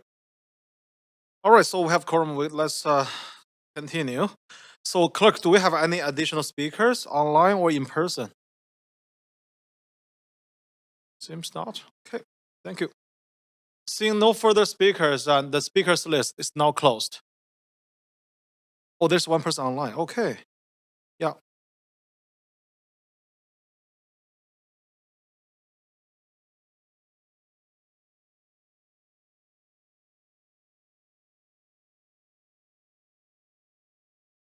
Oh, okay. All right. So seeing no further speakers, the speakers list is now closed. Seeing there are few or no public comments received after 5 p.m., I'm now closing the receipt of the public comments. Does the applicant team have any closing comments? Thank you. Does the staff have any closing comments? Comments. Thank you. Does council have any final question for staff? Councilor Orr. Yeah, just to clarify something that one of the speakers asked about, essentially about the below market being for the returns in the TRPP. Maybe this is a question for the other gentleman there, but would you say that's accurate, that the people returning are taking up all of that 20%? I would refer to my housing planner who's on the line. Emily, you are ready to take it? Yes, thank you. Emily Brooker here. Yeah, that is correct. There are 38 eligible tenants and 38 below market units being proposed. All of the eligible units are in one-bedroom units, so there may be additional below market rental units required to accommodate the household sizes of returning tenants, depending on what households they need, what household sizes they have on return. But yeah, about the same amount. So is there a potential to increase the percentage at all, or at this point, or?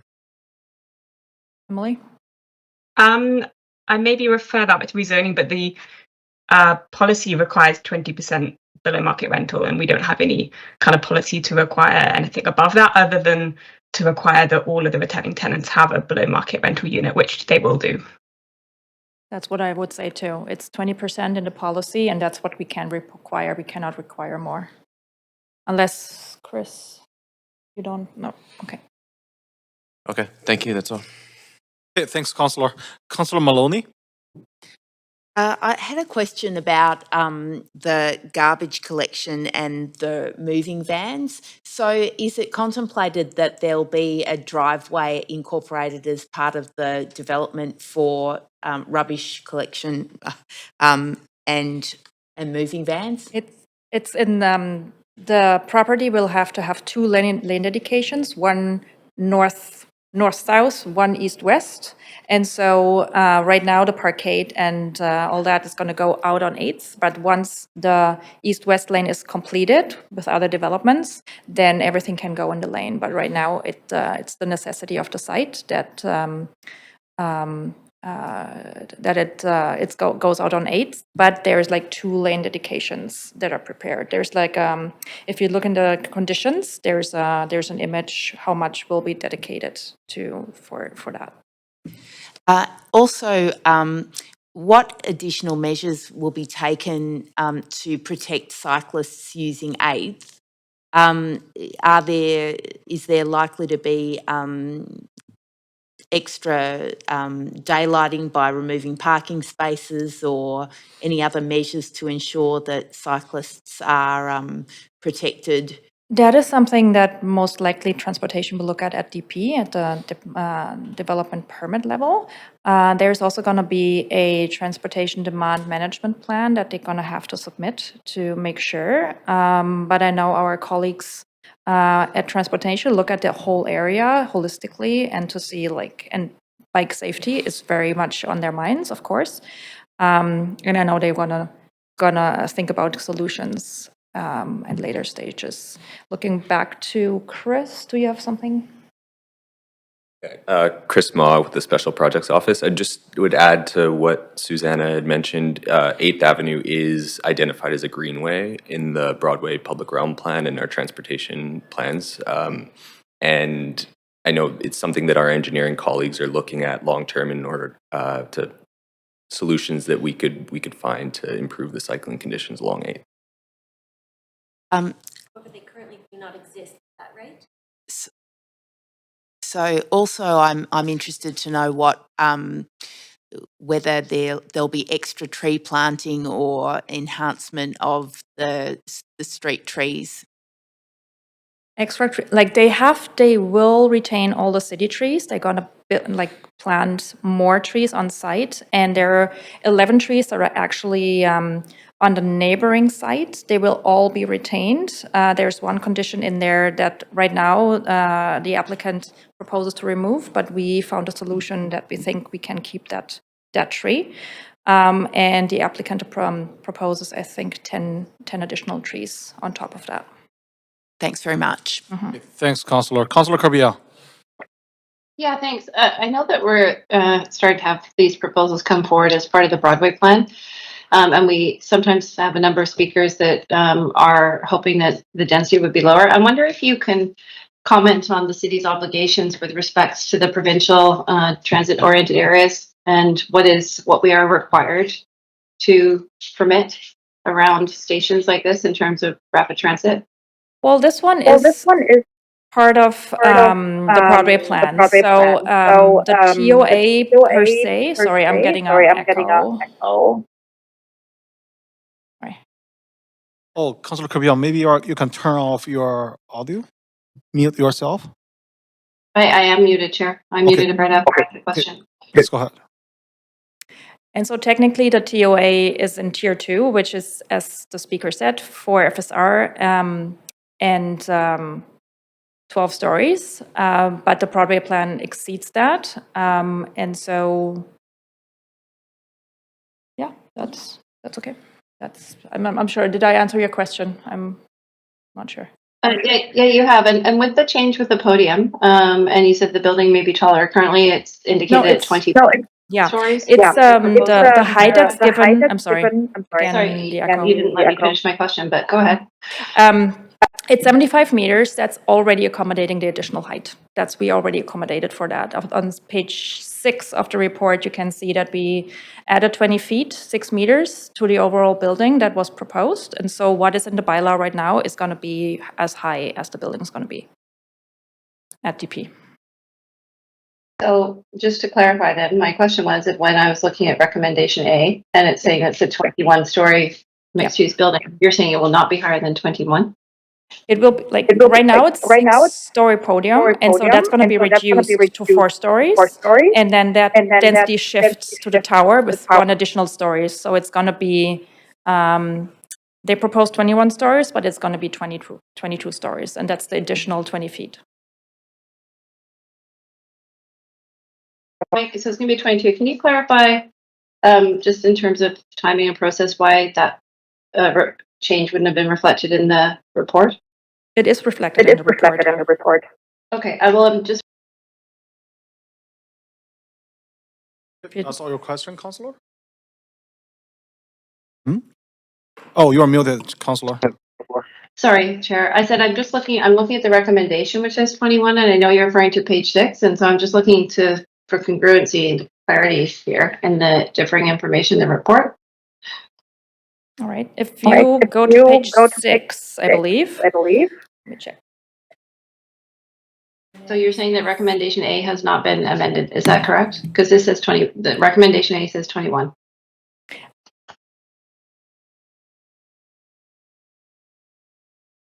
That's the existing proposal. And I think at DP, But I might need help from my colleagues here. I'm just looking for clarity on what council is voting on, because yes, we are voting typically on the whole referral report, including the conditions, but the recommendations are usually predominantly the entitlement and the rights, and so I'm looking for clarity on that, please. So 21 is the existing proposal, and then this property is a large one with 200 feet frontage, eligible for up to 24 stories. So they're gonna relocate FSR from podium to the tower, go up to 23 stories, and maximum 75 meters. Okay, I appreciate the clarity. Council is So voting maybe on, I can reflect this back in simple terms, because I'm looking to clarify this for the public. So council can approve a recommendation that reads one thing, but they do have flexibility to shift that regardless of what is contained in the language of the recommendation itself, correct? so yes. So you're voting on the bylaw, which has the correct height, and it doesn't have a number of stories in the bylaw. So that is okay. It is normal that I think that's if there's a condition of change of form of development. Sorry, I'm gonna run out of time, but I think that's where the confusion's coming in. You keep referring to that we're voting on a bylaw, but we're not. We're voting on these recommendations here. Right. And they say something different. And that is what I'm looking for clarity on. So Right. perhaps that can come back to me, and Chair, maybe I can get a second round. So I can have a clear answer, please. If I'm allowed to answer. Well, I'm gonna run out of time. That's why I'm asking for a second round, because I Okay, can't we go need a forward. seconder. Seconded by Councillor Clausen. All in favor say yes. Thanks, Opposed say Chair. I'll nay. come back on to the, The motion carries. I'll come back on to the answer. Thank Okay, you. thanks, Councillor. Okay, I put myself on the queue here. So just have a quick question. So we heard from one speaker regarding some concerns about the emergency vehicles. So what is our mitigation strategy for the ambulance? So far, I just have to say we don't have transportation staff here right now. And so I have to point to what's said in the report and what I already said, that it's going to be dealt with later in the application process. I'm sorry, I don't have more information right now. Okay, thanks. So I'll advance Councillor Dominado. Thanks. I actually had the same question because I was trying to hone in on concerns. I just want to note, is that in past public hearings, we've had transportation staff available to answer questions. So this is maybe the second one I've been in where they haven't been available. So just noting, I don't know if it's a change in operationally, but I know because we have a lot of staff here for this evening, but noting that in the past we have had somebody at least online to answer the traffic management questions. Thank you for the question. We do bring transportation staff to some public hearings. They have expressed to us that they don't have capacity to attend all public hearings. So I think that we try to make a judgment call on where it is most beneficial to have them attend the hearings. Okay, I appreciate that clarification. Thank you. Okay, thanks. Councillor Clausen, your second round, your first round, right? Yeah, okay, so I'll advance Councillor Clausen because of the first round. Sure. So, Councillor Scorbian, please add yourself again. Yeah, thanks. Yeah, sorry. Really quickly, we heard a lot of questions about the impacted development and the question about sewers.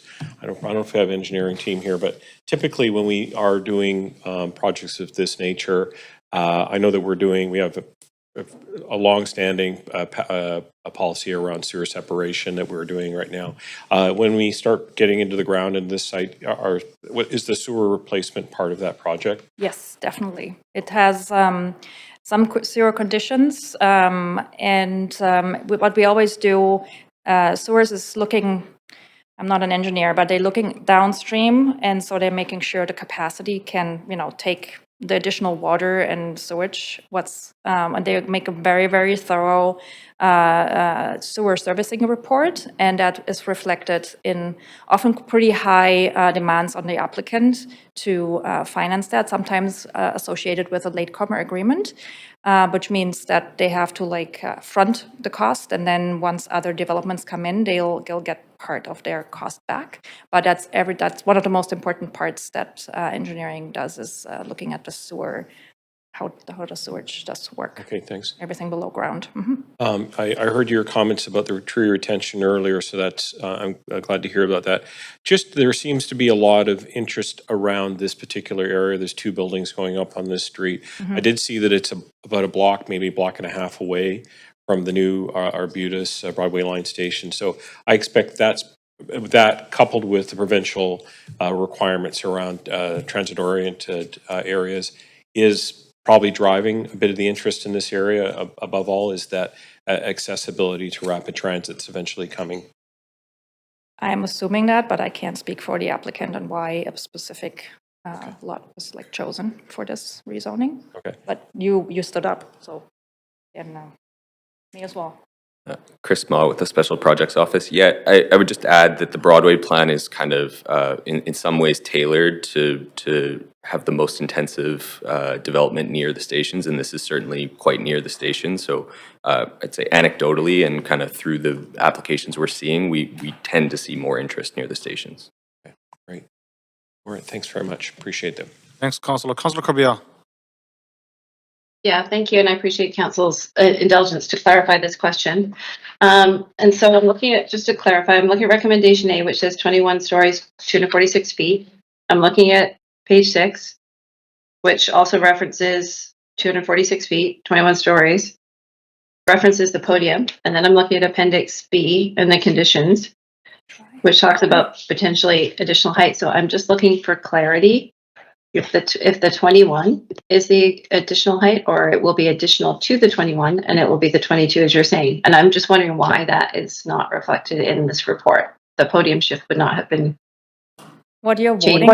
voting on is, sorry, can you mute yourself? Otherwise, thank you.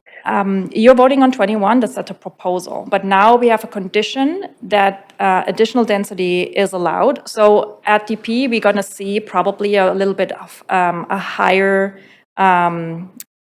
building, and that is reflected in the height that we put forward in the bylaw, and it's pretty normal that with all the form of development changes, we usually ask of the applicant, like for setbacks, additional tower setbacks, and so on and so forth. That often results in a different form at DP, and so that's quite normal that council is seeing the 21, and then it will be a 22 story. But like I see Templar here, and you might have something more smart to say about this. So can I just ask a very simple question then? Because I'm just looking for the part in the report that says that. Because when I look at Appendix B and the condition and the building height, it says building height must not exceed 75 meters, which is the already referenced 246 feet. So I'm just looking in very simple layman's terms as to where in the report it enables that flexibility. That was my first question. My second one, which I'm not clear on, is why we didn't get a referral report with a 4-story podium versus a 6 if it was not compliant.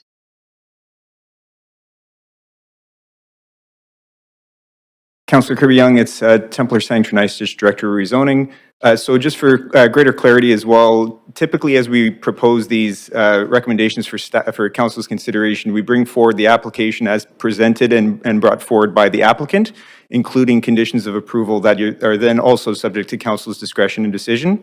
So in wording this, we present that the applicant submitted a 21-story application, and together with the collective resolution of A, which includes 4 paragraphs, as well as, and further that the above approval is subject to the conditions of approval as contained in Appendix B, would collectively permit not just a 21-story building, but the 246 stories, which reflects the additional height and density to allow for a reduced podium height, as well as increased height to capture that residual density. So I appreciate that it might seem somewhat confusing, but we tried to balance a recommendation that reflects what was submitted plus the conditions of approval. I remain unclear because what I'm hearing and what I'm reading are two different things. But I'm gonna leave it there. I think it's causing me frustration in terms of what we're actually being asked to vote on, because I'm hearing an explanation that I cannot see reflected in language. Thank you. Okay, thanks, Councillor. Okay, Clerk, did we receive any additional public comments since the close of the public comments? Oh, okay.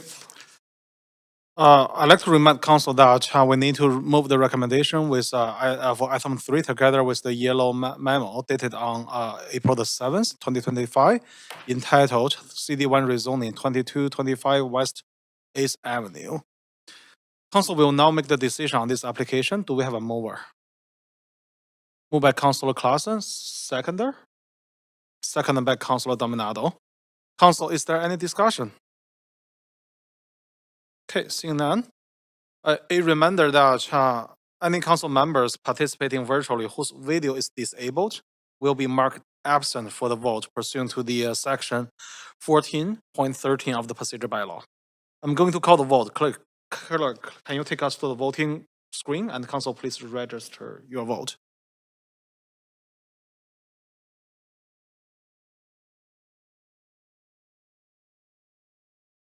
All right, so this application passed with Councilor Orr abstain.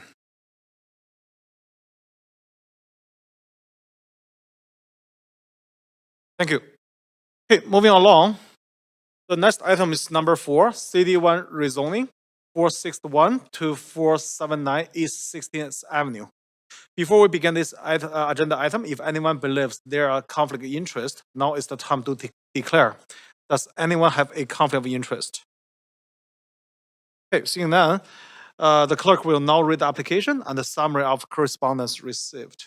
This is an application by Fabric Living to rezone 461 to 479 East 16th Avenue from RM4 Residential District to CD1 Comprehensive Development District to permit the development of a 20-story mixed-use building with 211 rental units, 20% of the floor area for below-market rental units, and commercial space on the ground floor. A floor space ratio of 8.0 and a height of 64 meters with additional height for rooftop amenity space are proposed. The General Manager of Planning, Urban Design, and Sustainability recommends approval subject to conditions set out in the summary and recommendation. The following correspondence has been received since referral to public hearing. 68 pieces of correspondence in support and 72 pieces of correspondence in opposition. This represents all correspondence received up to 5 p.m. today. Thank you. This is the first call for speakers. Any speakers for this item who wish to speak to council, please call toll-free 1-833-353-8610, followed by the participant code 1061-445# before the close of the speakers list. The phone number will be posted on X and made available on the live stream. There will be an opportunity for new speakers and missed speakers to be added to the end of the registered speakers list. We have staff from Planning, Urban Design, and Sustainability here to present the application. Please go ahead. Good evening, Mayor and Council. My name is Susanna Wohl, and I'm the rezoning planner for this application considered under the Broadway Plan. Staff would like to note that there's a yellow memo attached to this report.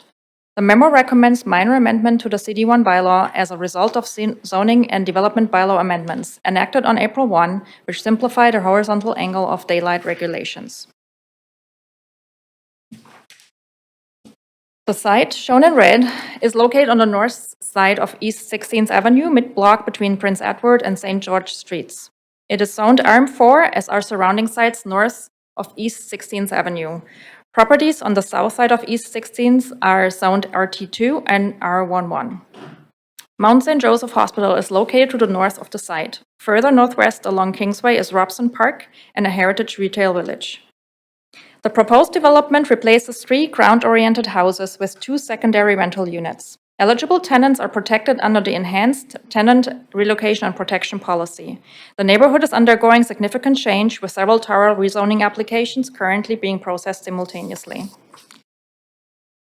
The site is well served by transit, with major bus service nearby on Kingsway, Fraser, and Main Streets. The Prince Edward Bikeway is a half a block to the west. The future Mount Pleasant subway station is just over 800 meters away. Several parks, public schools, shopping areas, and childcare and community spaces are also located nearby.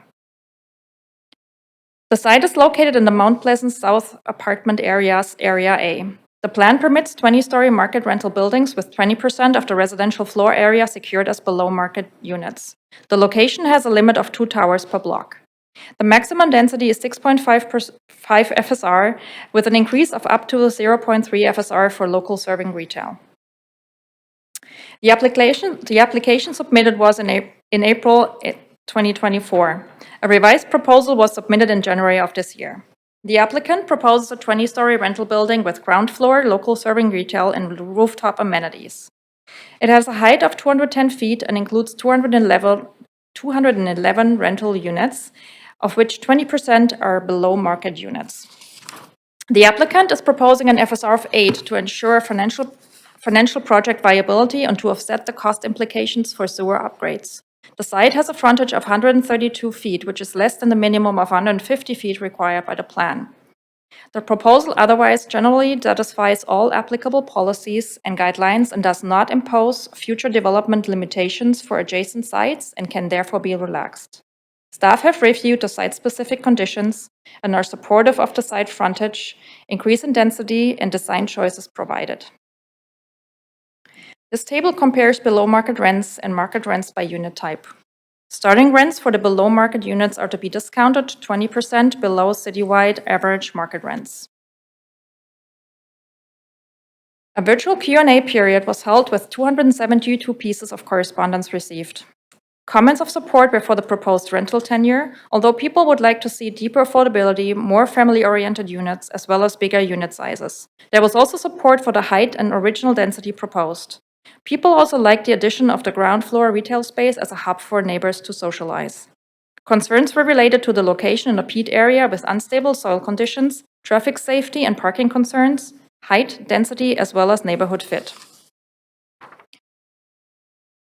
In response to concerns about the location in the peat area, staff note that conditions have been added with further information on recommended actions, which will be assessed at the development and again at building permit stage.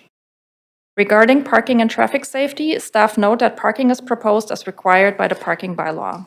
The site is well served by public transit, and the applicant will submit a TDM plan at development permit to further reduce the demand for vehicle use. The project is also required to provide significant street improvements, particularly delivery of a new pedestrian-actuated signal at the intersection of Prince Edward Street and East 16th Avenue. Regarding the proposed height, scale, uses, and the proportion of below-market units, staff note that they are consistent with the intent of the plan. Regarding neighborhood fit, the plan includes a comprehensive approach to creating a built environment that supports livable communities by incentivizing new housing options in close proximity to transit, shopping, services, and amenities. The public benefits of this application consists of 211 market rental units with 20% of the residential floor area for below market rental units. The applicant has also requested a 100% waiver of the citywide DCLs for the residential floor area. In conclusion, this proposal aligns with the intent of the Broadway Plan and advances the city's rental housing targets. Staff recommend approval subject to the conditions outlined in Appendix B of the report. Staff and the applicant team are available to answer questions. Thank you. Thank you. Would the applicant team like to present the application if in attendance?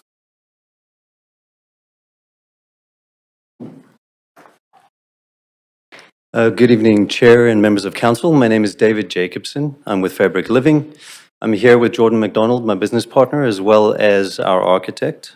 And online, we have our geotechnical engineer and our landscape architect. They're available for any questions you might have. I think we have a few speakers here tonight, so I'll elect to not make a formal presentation, but we will be here for any responses to any questions you might have. Thank you. Thank you. Thank you. Are there any questions from council to staff or the applicant team, noting this is the only opportunity for council to ask question of the applicant? Councilor Dominado. Thanks, Chair. Excuse me. I have a couple of questions for the applicant. One centers around some of the correspondence and public feedback we've had around this typology and building.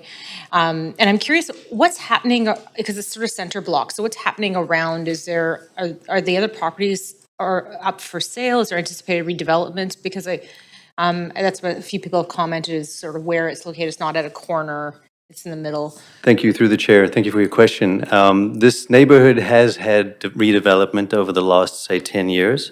There have been 3-story townhouse developments both east and west of us. And then to the north, half a block is the major hospital building, which you're familiar with, I'm sure. So there has been quite a significant amount of, I'd say, lower medium scale development over the last 10 or so years. And then there are some older single-family homes and duplexes in the neighborhood as well. I'm also curious, a number of residents wrote in about the soil and the suitability of a 20-story building. And can your team speak to that? Because it was actually quite a few of them, and I'm not familiar with the soil. So if you could. Certainly, we've all become kind of de facto soil experts through this experience, but we do have our geotechnical engineer on call. Essentially, just to summarize, it's on the edge of what is known as the T-swamp peat bog, which is peaty soils which tend to hold a lot of water and they tend to be a bit spongy. So if you're digging or building something that's quite shallow, it tends to have to deal with a lot of that surface material. We've identified that it only exists within the first 1.5 meters of the property. And once you start excavating, and 1.5 meters is shorter than me, it's mostly gone. So once we get down to first level of excavation, we would have removed a lot of that material, and we'll be bearing structurally on pretty solid ground. Some of what can happen when you're building these neighborhoods is that a lot of water can be displaced out of what, if you imagine, would be a sponge adjacent to you. But there are mitigating measures to deal with that, especially considering our neighbors to the east and the west, when they were built over the last 5 and 10 years, had to have dealt with that already. And so most of what we'll need to pay attention to would actually be to the north and south of us on the street and the lane. But again, we've got an expert construction company as well as structural and geotechnical engineers working on solutions for us with regard to that, even at that early stage. Okay, but we do have our engineer on call for a technical response. I'm just going to save my time if I have. I think it would be helpful for everyone because we have some speakers to hear from your expert. That's possible. Sure, it's Matt Cocan from Geo-Pacific Engineers. Chair, do we have Matt on the line? I think applicant mentioned they are on the line. Yeah, yes, I'm here. Okay, please go ahead. Do you have anything to add just with respect to the soil concerns that have been raised? Yeah, so the site is within a peat bog area. It's on the fringes, and as David had mentioned, the peat deposits are limited to the upper meter or two or so, and the way the project is scheduled to go right now, because of the parking levels, the foundations will be well below that level, so it's not an issue for building support. So the building will be founded on sandstone bedrock, so the peat will not be an issue for the building.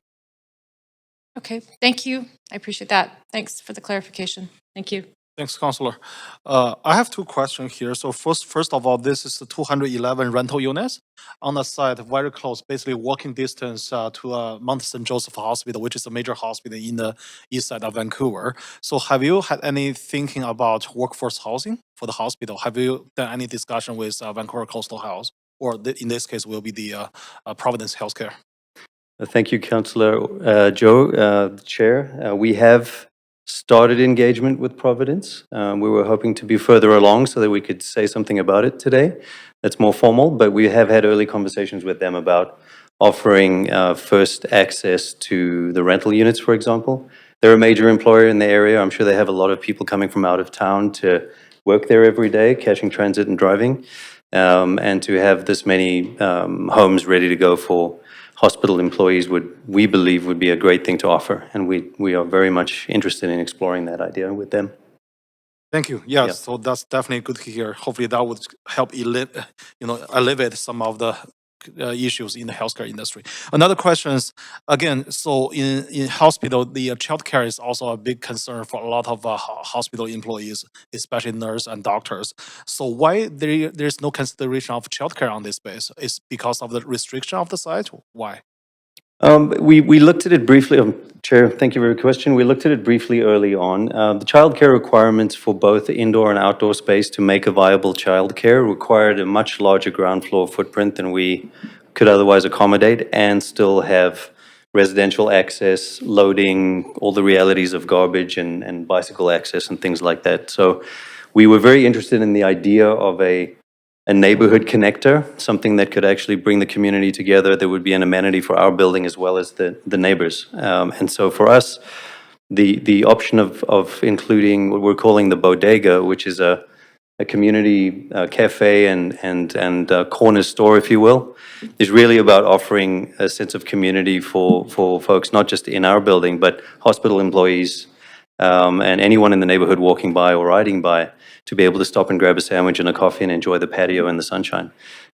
So the commercial space is really focused on that kind of social space for the building, rather than trying to fit a daycare in there, which would be very challenging for pickups and drop-offs and coastal health requirements with regard to access to daylight, sunlight, and play space for kids.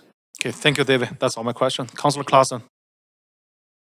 Thanks very much. I know this part of the city very well. I see that. Sorry, I'm just looking here. This would appear to be kind of the edge of the Broadway plan in order to be able to build this level of density. Nothing like this would probably happen south of 16th. Again, sort of taking into consideration the housing typology and the soil conditions. So we're kind of right on the edge, and probably staff would even be able to kind of maybe answer that question.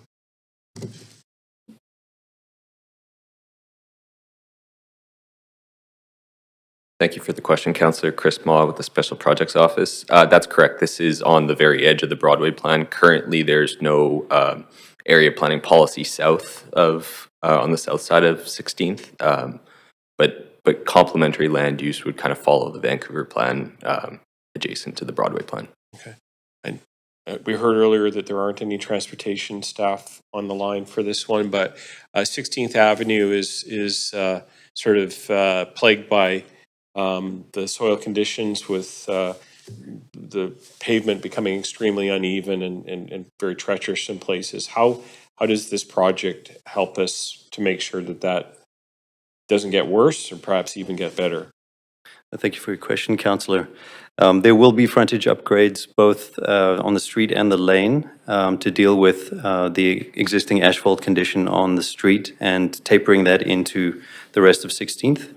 There will also be traffic controls to help alleviate some of the issues that happen when cars are speeding on uneven pavement. It makes it a bit unsafe for pedestrians and cyclists as well. So with traffic controls and the surface upgrades that we're doing, as well as some of the sanitary and storm upgrades that this project has agreed to undertake, which are actually a block and a half away from our project, they will be replacing pipes that are under stress right now, either because they're over capacity or because they're being stressed by the settlement around them. And so this project will be doing its part to an extent to alleviate some of what's happening there right now. Okay. And I'm not sure if this is something I would typically ask, but I noticed that the Fabric Living is representing the existing property owners that are, I guess, assembled for this project. I've never seen that before, at least I don't recall it. Is it unusual? Is this a joint partnership of the existing property owners? Thank you for your question, Councillor. No, it's not a joint partnership. The structure of how we've secured the firm and binding agreements to purchase these properties are just that we haven't yet closed on the majority of them. That's coming up soon. And so legally, the names of the existing owners need to be represented in the report to you. I see. We have a firm binding contract and intend to close on those properties. Okay, thanks. Thank you very much. I look forward to hearing from our speakers tonight as well. Thank you. Thanks. Councillor Fry. Yeah, thank you. And I think you've covered many of my questions really around the problems with the peat there. I'm curious where the because I understand that there's also a stream adjacent, and you're talking about sewer upgrades and removal of the peat. And is there an ancient stream there that could potentially lead to, this is definitely a geotech question, lead to sort of hydrology issues with regard to like the water runoff from the stream that might have been absorbed by the peat, and how are you mitigating that?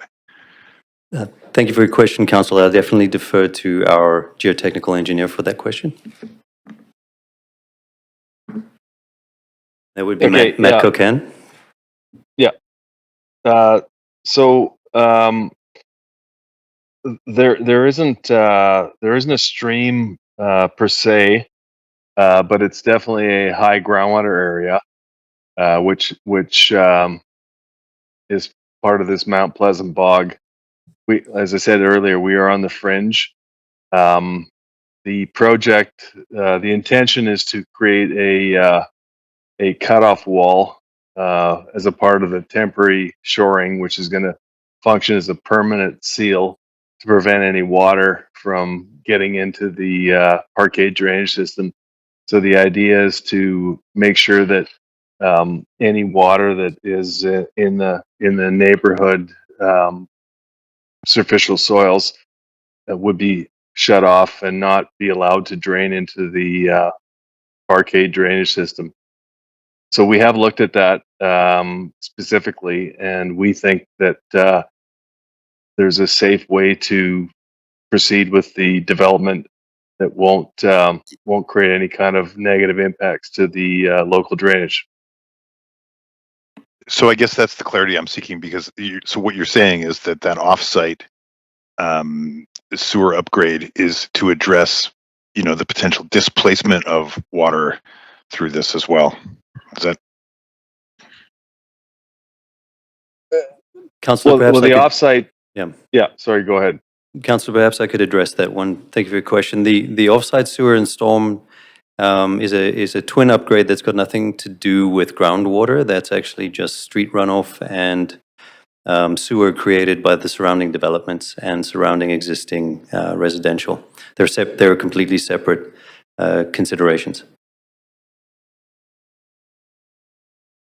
Okay, so all right then. Thank you. Okay, thanks.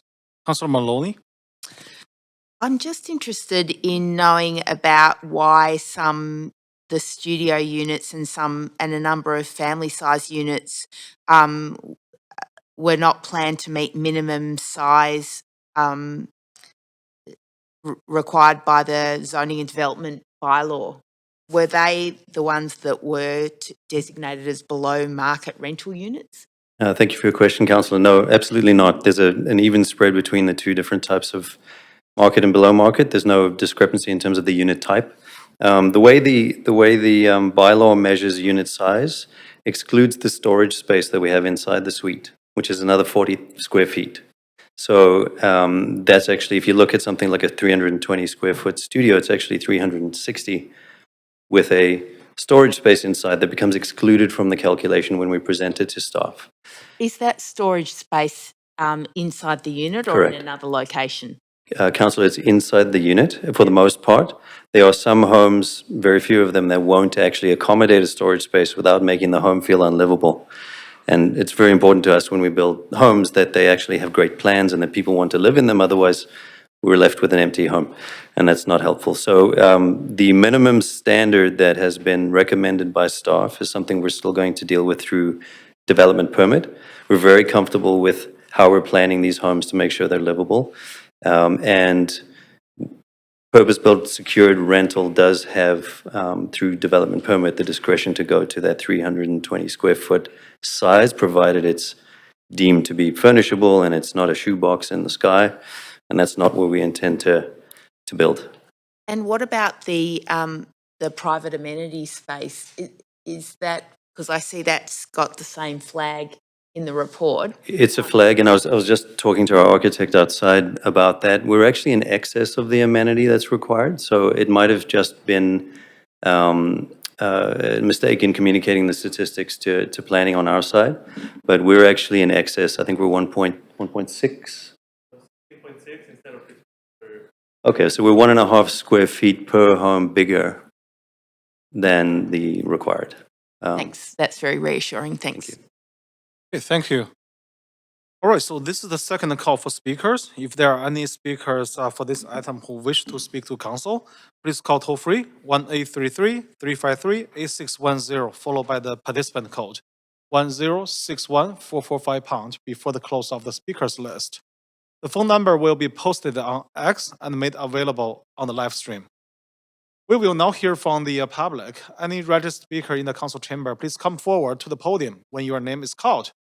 Speaker will have 5 minutes to make their comments and should limit their comments to the merits of the report being considered. Our first public speaker is Jack Roden. Is Jack online? Yeah, I'm here. Okay, so Jack, before you start, as a procedure question, I have to ask you if you are the resident of Vancouver. I am, yeah. Okay, thank you. Please go ahead. Okay. Good evening, Mayor and Council. My name is Jack Rowden. I'm a resident of Vancouver. I'm speaking in support of Fabric's living proposal on East 16th Avenue. I work a couple blocks away on Broadway and walk to the neighbourhood pretty often. It's clear to me that we need more housing to match the area's growth.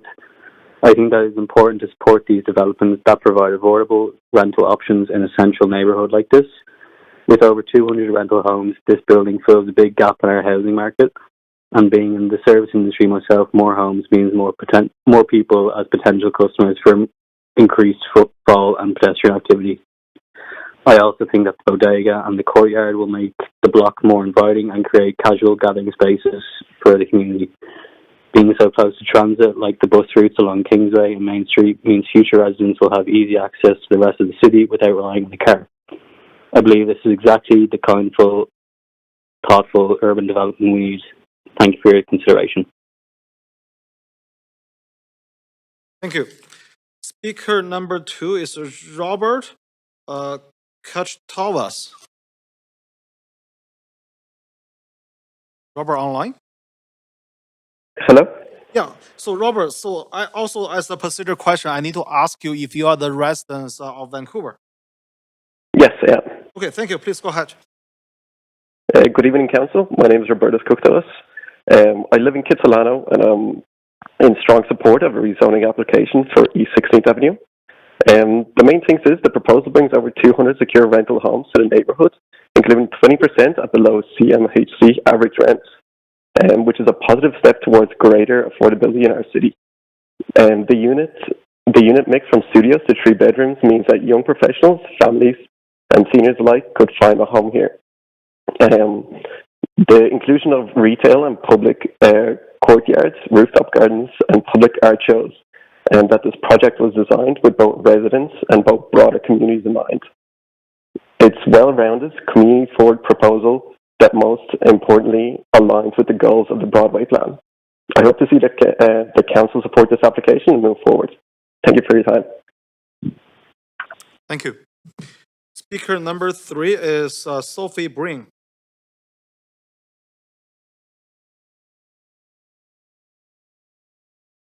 Not on the line, okay. Speaker number 4 is Dylan Elliott.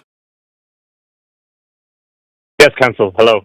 Yeah, so Dylan, so before you start, I have to ask you as a procedure question if you are the resident of Vancouver. I am indeed a resident of Vancouver, yes. Thank you. Yeah, please go ahead. Yeah, listen, Council. I'm a renter living in Vancouver, and I'm just dialing in to say that I fully support 16th Avenue. It checks a lot of boxes for renters like myself, and I do want to say that this project offers 100% secured rental housing, including homes of different sizes and at various affordability levels. In particular, I do appreciate that the developer, Fabric Living, has designed the building with everyday living in mind. It includes a street-level cafe. I particularly love a cappuccino in the morning on the way into work, so a street-level cafe is great for commuters.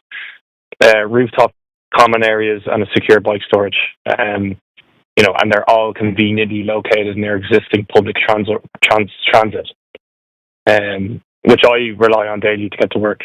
So yeah, I just want to say that projects like this help make staying in Vancouver a possibility for people who work here, contribute here, and I want to call it my long-term home. So listen, I hope council move forward with this, and thank you for giving me the opportunity to speak. Good night.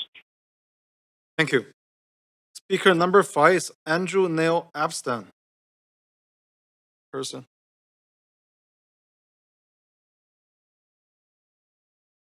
Yeah, please go ahead, Andrew.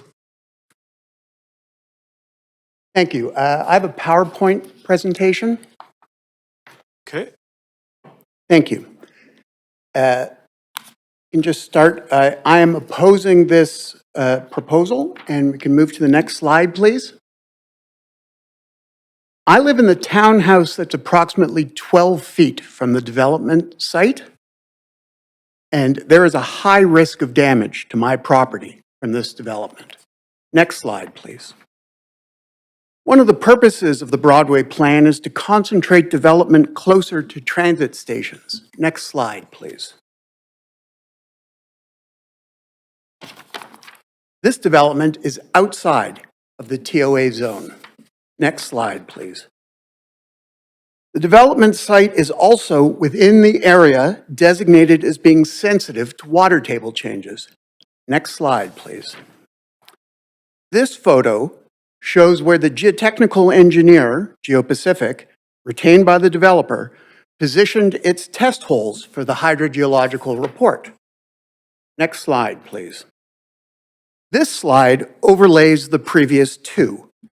The test holes appear to have been strategically chosen to give results encouraging to the development, as far from the water-sensitive zone as possible. Next slide, please. The report also relies on the fact that neighboring properties are built on piles, which reduces risk of their movement. And it notes it relies on information provided by the developer. GeoPacific was the geotechnical engineer for our property. There are no piles. It is sensitive to ground movement. GeoPacific should have known this and could have known this. In response to the developer's report, several neighboring owners, including me, retained our own engineer, Richard Butler. His report is filed with the city. The Butler report says, next slide, please, that the excavation proposal, quote, creates a significant risk to the stability of the adjacent properties. All of this is in direct conflict with the COV's Groundwater Management Bulletin, last amended in 2024. It notes, quote, it must be demonstrated that there will be no significant risks or negative impacts either on-site or off-site. And despite the fact that there's an aggressive excavation program for parking levels, they're built right up to the property line. There's no underpinning agreements on either side of the property. And it's city property on the north and south. Next slide, please. The adjacent owners, including me, have already provided legal notice pursuant to Section 294 of the Vancouver Charter of an intent to seek damages from the city if there is any damage to our respective properties.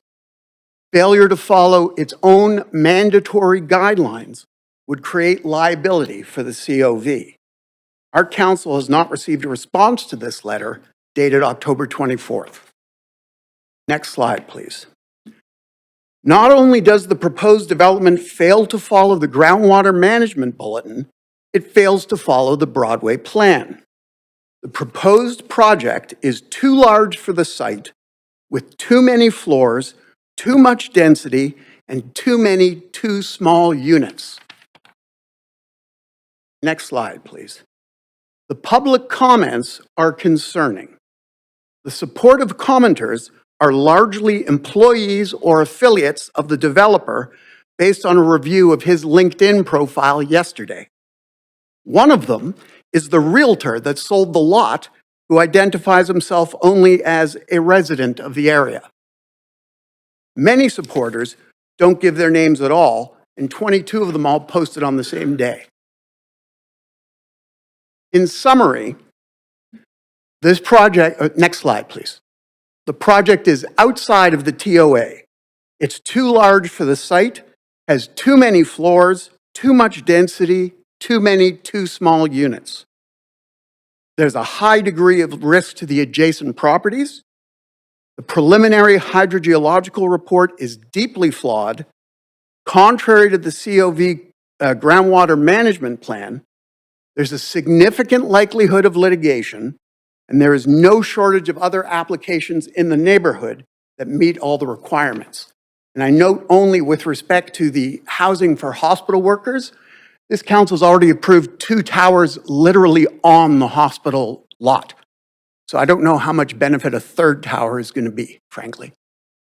Those are my comments. I'm happy to answer any questions the council may have. Thank you, Andrew. You don't have any question. Thank you so for speaking to council. Speaker number 6 is Adele Armstrong.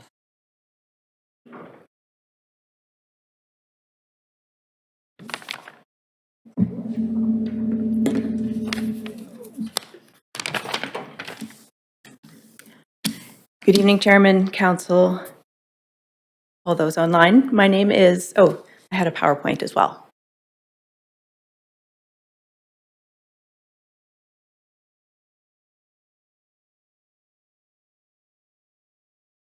Thank you. My name is Adele Armstrong. I own the front half of a duplex at 487 East 16th Avenue.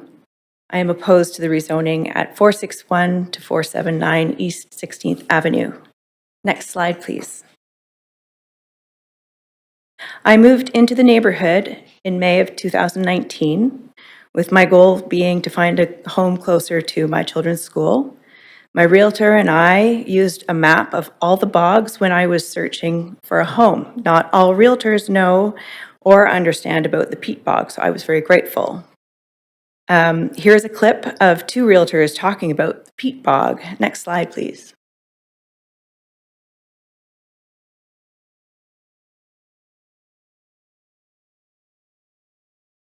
Is it not running?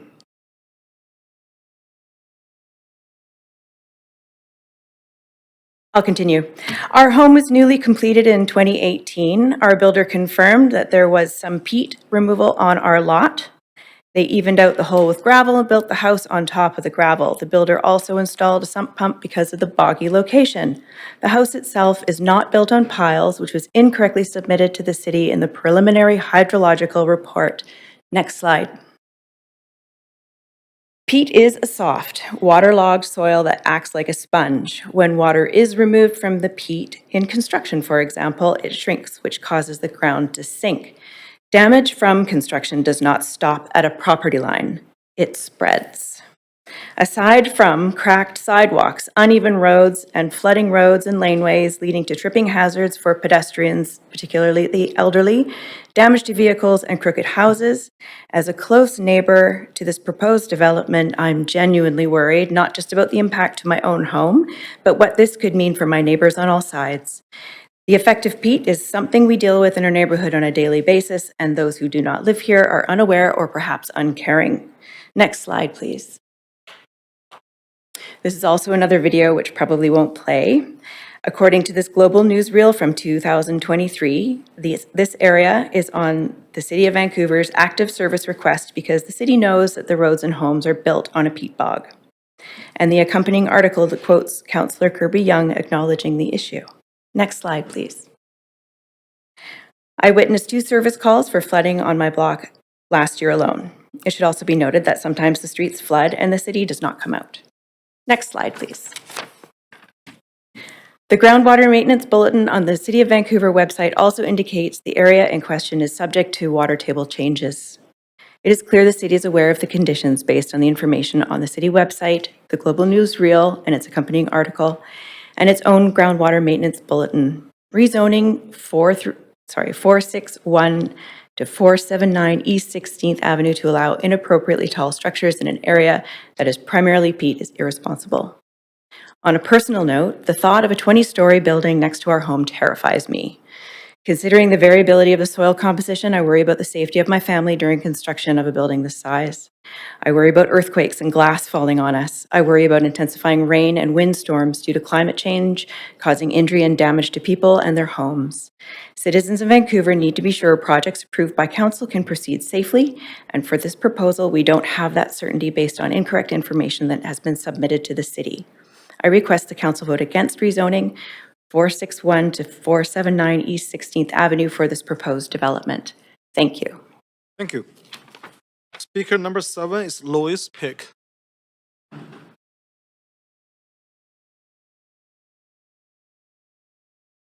Please go ahead. I also have a PowerPoint. Okay. There we go. Thank you.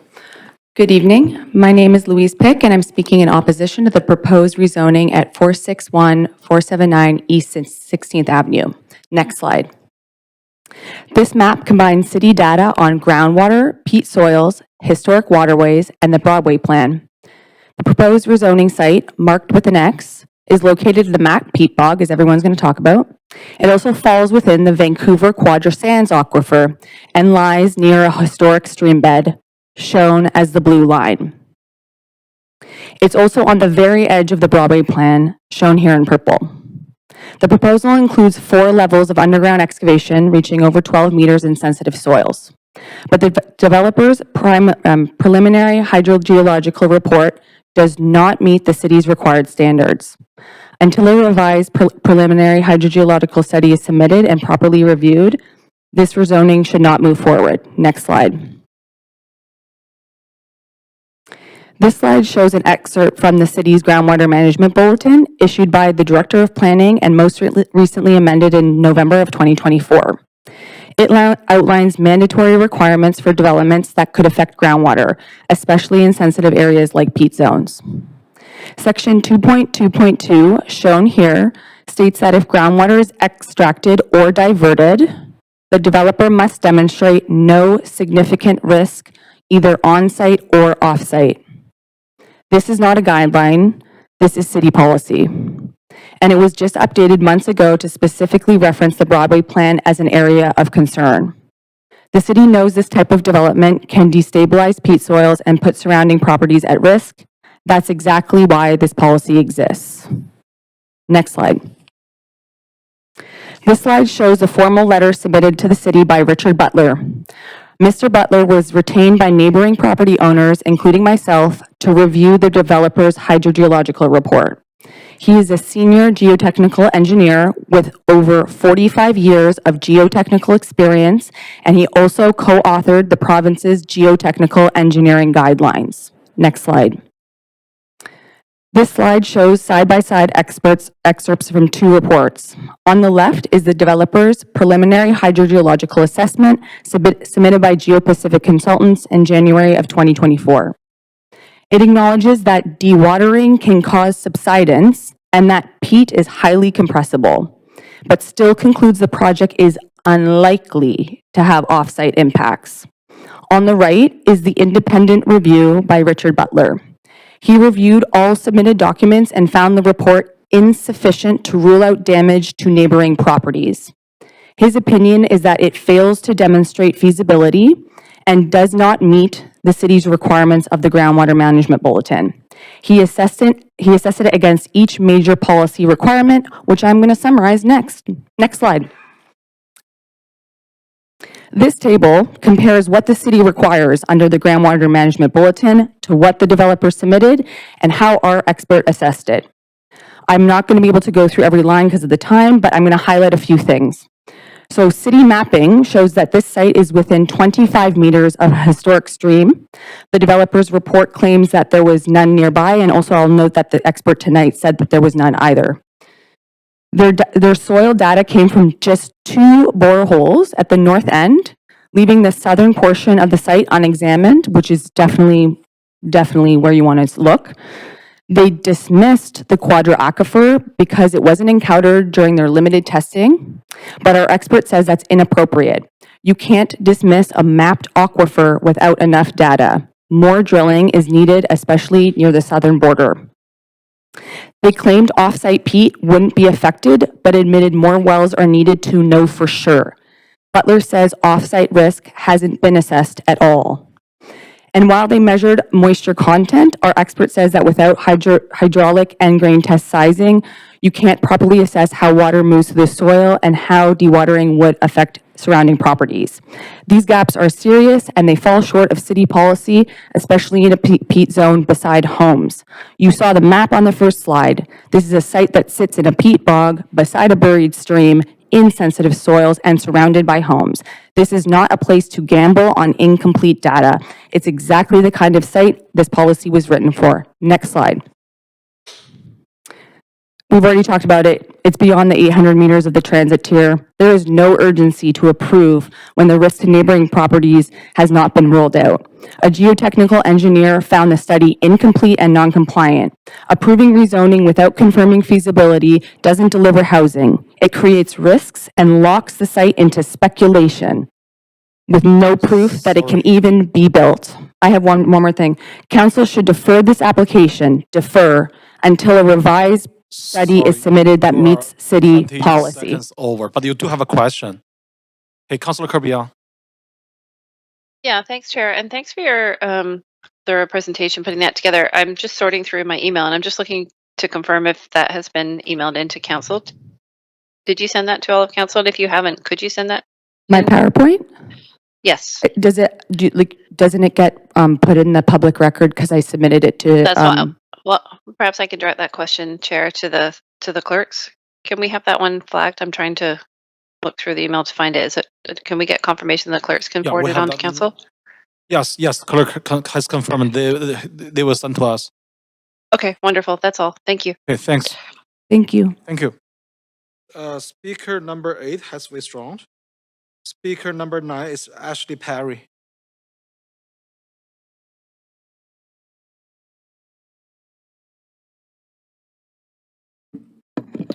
Please go ahead. Hello, my name is Ashley Perry. I'm here to oppose the rezoning application. Next slide, please. This is the general agenda. I'm not going to go through it. Please, next slide. So I'm a neighbor on the property of this proposed development. I literally live right on the line. I'm generally not opposed to development on this site, but I'm very strongly opposed to this specific proposed development. The excessive height, it's probably more going to be like 21 stories, not 20, is not a part of the Broadway plan. And as we've said, it's not inside the transit-oriented development tier. And the significant off-site risk is not adequately ruled out by the preliminary geotechnical report. Next slide, please. My main concern is the risk to my property from this development. And as we've heard, the preliminary hydrogeological report, I don't feel is sufficient to rule out this risk. And so I implore the council to defer approving this rezoning until we get a revised hydrogeological report. Next slide, please. As everybody has said, it's inside the bog zone. 75% of this is in this soil sensitive area. I won't go any further. Next slide, please. As the speaker before me talked about the Butler report, I guess I'm not a technical expert, so this is why he was hired. The soil, I would like to highlight that the soil characterization was incomplete as per Mr. Butler. There's missing borehole locations, and the significant off-site risk cannot be ruled out. The Butler says that in the preliminary report, there are proposed drains under the 4th floor of the parking garage, which will permanently lower the water table in the surrounding area by 10 meters or more. And the preliminary report is not sufficient to exclude the risk to off-site structures due to this permanent lowering of the water table. Next slide, please. We talked about the boreholes. They're in the northern part of this property. They just border this sensitivity area. Why? If I was to try and convince council that beyond a doubt that there is no risk to the adjacent properties or city infrastructure, I would want to have those boreholes in the southeast corner. Why are they not there? Again, please defer the rezoning until a revised study can be done with the right data in that southeast corner. Next slide, please. We talked about the pilings. The preliminary report says that there are pilings under the adjacent properties, which they are not, neither to the east or to the west. So I question why this was included in the report and why make this claim. I can only assume that it's to convince the councillors that the consequence to the adjacent properties are low because they are on piles, even if there is a slight bit of soil subsidence. Next slide, please. Underpinning. From the Butler report, he says that a 12-meter deep excavation zone could significantly stabilize the risk to the adjacent properties. It's not possible to mitigate this risk without intrusive underpinning of the adjacent properties, and that the adjacent properties are not obligated to accept this underpinning, which I would remind you there is no agreements in place for underpinning at this point in time.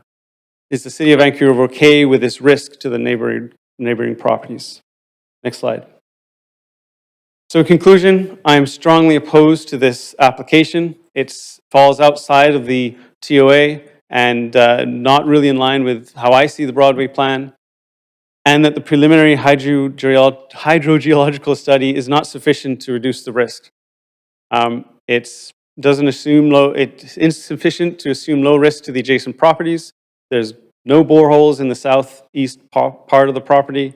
There's an incorrect assumption around the piling of the adjacent properties, and it's not possible to achieve the low likelihood of adjacent soil subsidence without underpinning. Please defer the rezoning application until a revised preliminary hydrogeological study has been provided to Council. Thank you very much for your time. Thank you, Ashley. Speaker number 10 is Chris Frederickson.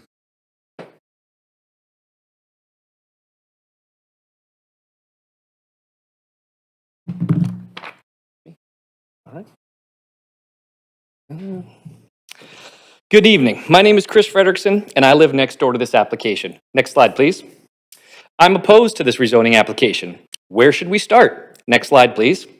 8 FSR. That's a good place to start, as it's a density we haven't heard tonight, and we're not going to hear it again. Somehow this site has tonight's highest density, and it doesn't make sense. Next slide, please. As you can see from the Broadway plan, this area allows a maximum of 6.5 FSR with a minor increase of 0.3 to a total of 6.8. But this site is applying for 8 FSR, which violates the city's own Broadway plan. Next slide, please.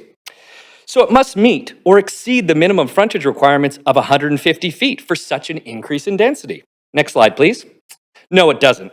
It's 18 feet short. In fact, this site has the shortest frontage on the smallest site of any tower application tonight. But somehow, with the severe lack of frontage, this site is applying for 8 FSR. Next slide, please. So a site with density this high must be located in the transit-oriented area to fit with the province's mandate to increase or add density around rapid transit stations. Next slide, please.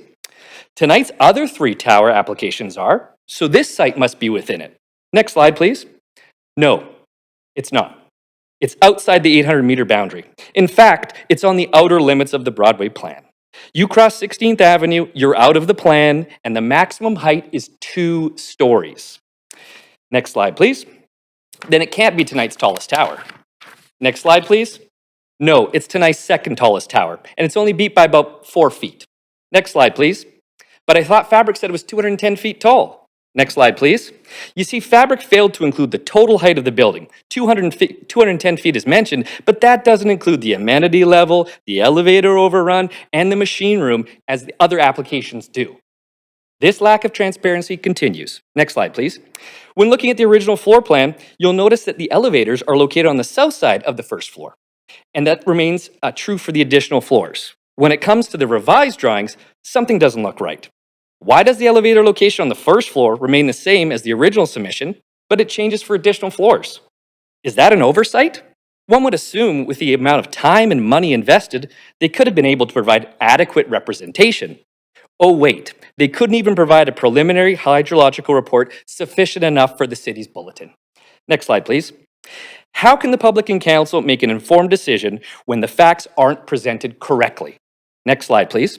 So to recap, when we compare to the other applications tonight and a majority of in the pipeline, this application has the highest density, the second highest tower, it's got the shortest frontage, the smallest site, and it's not even within the TOA.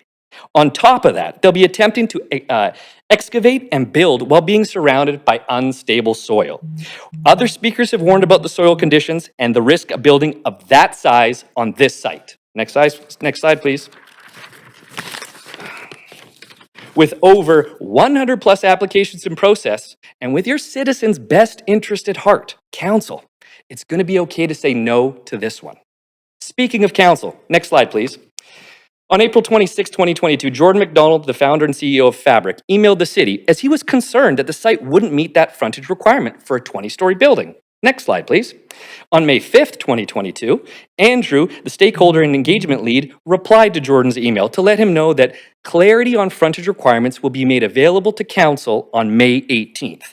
That way they can review it before they vote. Jordan was told to sit tight until council had officially voted it in June. Next slide, please. On May 19th, 2022, only one day after, council was able to review the Broadway plan privately. Councillors Kirby Young, Dominato, and Bly met on a conference call with Jordan for a frontages discussion.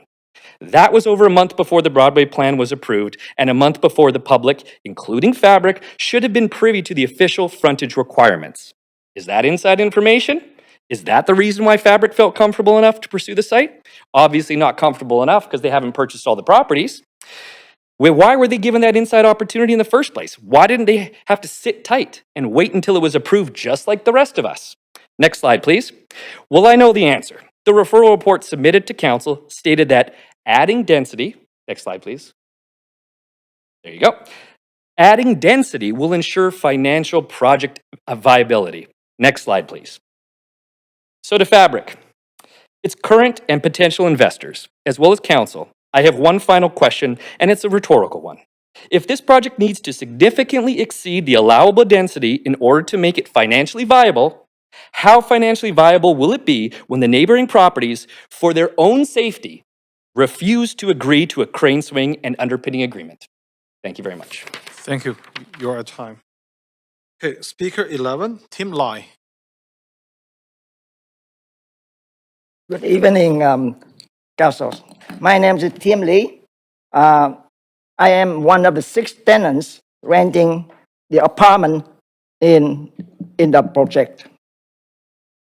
I happen to be a long-time renter in this city and experience a lot with bad experience with landlords. And I also know many of disadvantaged tenants that the council and the Broadway plan focus on helping. And they had a similar bad experience like I did. My own experience and that of all the tenants proved that many landlords intentionally took advantage of the vulnerable tenants by violating the RTA, Residential Tenancy Act, and ignored the city bylaws and regulations. Why do they do that? Because they benefit greatly and because they can achieve their goal easily without consequences. So I see in this project a repetition of those bad intentions in my current landlord and the future landlord public living. I won't have time to say everything, to tell you all that I went through in this city with our landlords, but I can tell you briefly why I moved out the place before that. It was after COVID, I found affordable place on Venerable Street near my work. When I moved in, I realized that the whole house is illegal, renting for rooming house, are not a small a small bachelor for young workers, and I have 2 bedrooms. And later on the last last week of my tenancy, when the garage opened, I see that second bedroom was illegal, and it hanging from a property that very dangerous. I have been sleeping in that room for a whole year, and the city don't know anything about that.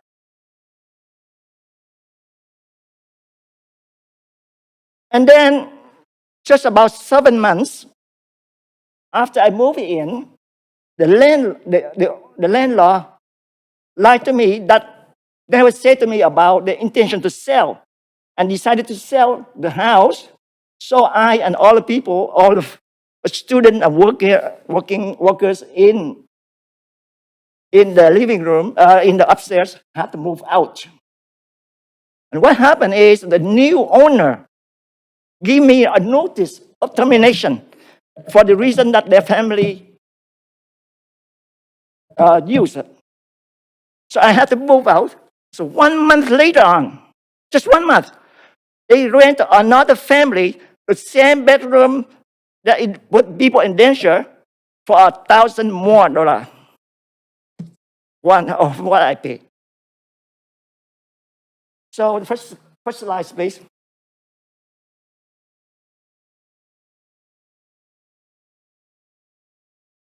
So you see that my landlord, the previous landlord, and the new owner deceived me. All the tenants violate the RTA and bylaws, and it happened again when I moved in this current building. The landlord of the 465 is 16. Do it again, same thing. When I moved in, the landlord never mentioned to me about this project, nor tell me that he intention to sell the house. When I moved in, I discovered many flaws in my apartment and around the house. I asked for essential service, just like a hot water, just like heating in winter. He refused the whole year. I get sick many times.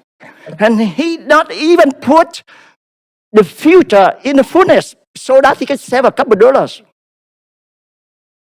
So I so upset that at the end I couldn't get him to do anything. I called it city inspection. And the inspection measured 14.5 Celsius in the winter. And then he complied. He moved, he adjust the thermostat 1 degree more only until today. I'm sorry, Speaker, you are well I suppose you can have more minutes because I am only one tenant that speak up and says.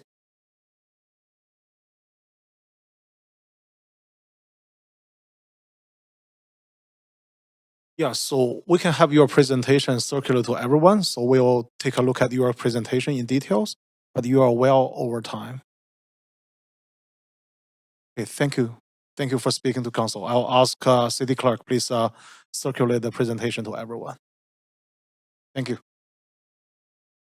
Speaker number 12 is Augian Rodosik. Sorry if I mispronounce your name. No problem. Yeah, please go ahead. You have 3 minutes. Okay. Oh, sorry, 5 minutes. Mr. Sorry, 5 Acting Mayor minutes. and Council. Yeah, I am a resident of Vancouver. My name is Ogi Radojcic. I am also a business owner and a volunteer in the neighborhood. I'm here to speak in opposition to this proposal. I do strongly support increased density, community amenities, and additional rental housing in Mount Pleasant. However, the success of developments like the one proposed at 461 to 479 East 16th depend on adequate infrastructure and thoughtful integration into the neighborhood. The development as proposed misses the mark. This project feels out of step with the spirit of the Broadway plan, which calls for growth that is equitable, livable, and well-serviced. A 20-story tower with minimal parking and insufficient corresponding investment in infrastructure or amenities does not align with the plan's goals for complete communities. Density should come with improvements that support both new and existing residents. I do recognize that part of this issue stems from some of the inherent shortcomings within the Broadway plan itself. By imposing limits on the number of towers permitted per block, the policy effectively incentivizes developers to submit proposals as quickly as possible and to build to the maximum allowable height and density. One might reasonably ask city planners whether a healthy, livable urban fabric truly resembles two 20-story towers inserted into a block otherwise composed of single-family homes and townhouses no taller than 4 stories. Yet, that is precisely the outcome that this plan facilitates. Rather than encouraging a thoughtful terrace transition in scale, the Broadway plan imposes a blunt, one-size-fits-all approach that erases neighborhood character and undermines the principles of balanced, community-oriented urban design. In doing so, it also completely disregards all of our neighbors south of 16th Avenue. This project seems to put an emphasis on density as opposed to livability. Studio apartments don't meet the city's own 398 square foot minimum requirement from dwelling size, even taking into account storage space. Just think about how small that actually is, smaller than most hotel rooms. And a significant number of the family units are also undersized. The referral report itself mentioned that this was done to ensure financial project viability, and I asked Council to consider the viability of families living in undersized units with inadequate amenities, inadequate vehicle parking, and bicycle spaces. This ties into another significant concern, the lack of parking in the current proposal. With 211 units, 76 of which are 2 or more bedroom, and new commercial space, the development proposes a mere 77 parking spots, possibly to be reduced, and this seems out of touch. Parking in this area is already scarce, and without sufficient on-site parking, the burden will fall on surrounding residential streets, many of which are already over capacity. I would also strongly encourage Council to review and amend current parking restrictions to better support existing residents, many of whom are already contending with increased congestion due to limited on-street availability. Further to this, if the logic being presented for the lack of vehicle parking is encouraging residents to bike, the 283 spaces suggested also doesn't seem to fulfill the needs of a development of this size. Additionally, as many have mentioned, the rezoning is prematurely advancing implementation ahead of, pardon my pun, foundational planning. The condition of the streets and sidewalks within a 2-block radius of the site is among the worst in the city. This area sits on the bog, and the soft peaty underground has led to extensive and ongoing infrastructure degradation. Roads are frequently patched, cracked, or uneven, and sidewalks are narrow and in poor shape, even steps away from the proposed site of this development. This poses accessibility challenges for residents and prospective customers alike. Geotechnical assessments should be reviewed and made public prior to any rezoning approval. I was initially uncertain about whether to speak today, particularly after reviewing the list of submitted in support, which included a number of executives from the real estate and development sectors of Vancouver. This is not entirely unexpected, given that a firm like Fabric Living, alongside a public relations agency such as Pottinger Bird, is leading the effort to generate public backing. To be clear, I have no issue with either Fabric or Pottinger Bird. They are simply doing what they can to get this project to move ahead. It's their job. With that being said, I would have been remiss if I had not shared my opinions with you this evening, as I do not feel that it reflects the overall sentiment of the neighborhood. If this project is to go ahead, it should come with real commitments and amendments to address livability, parking shortages, and to maintain, most importantly, rezoning be deferred until adequate geotechnical assessments are completed. Without these improvements, the development risks putting undue strain on a neighborhood that is already under pressure. Thank you again for your time and consideration, and I'm available for any questions. Thank you. Speaker number 13 is Carrie Wright.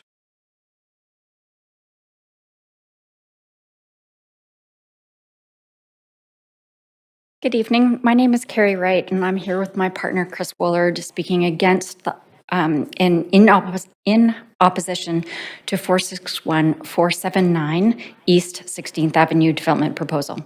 Not because we oppose growth or increased density, but because this application disregards the Broadway's plan's own guidelines for appropriate placement, scale, and transition. This application requests 7 relaxations, amendments, adjustments, and to existing parameters, many which were in the initial proposal and still remain untouched in the revised submission.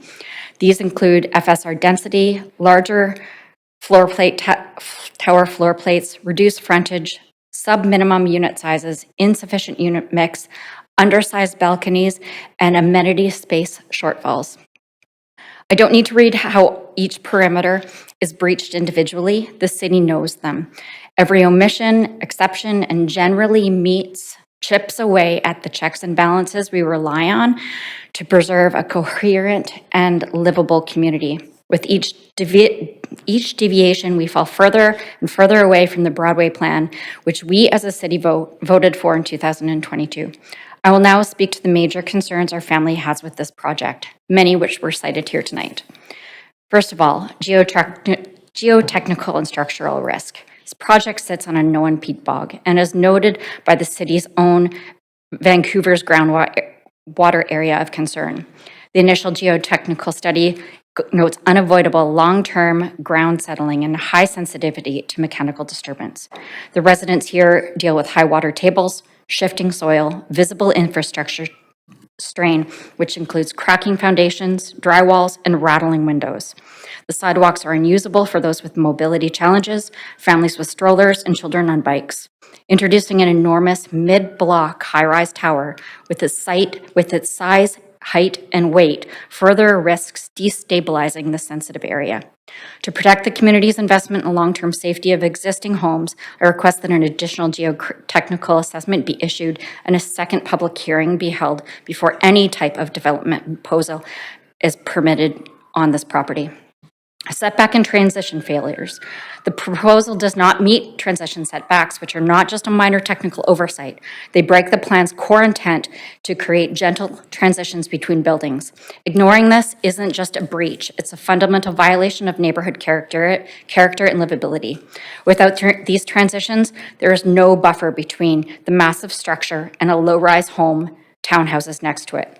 Setbacks protect light, privacy, and airflow, qualities emphasized by the Broadway plan and deeply valued by its current residents.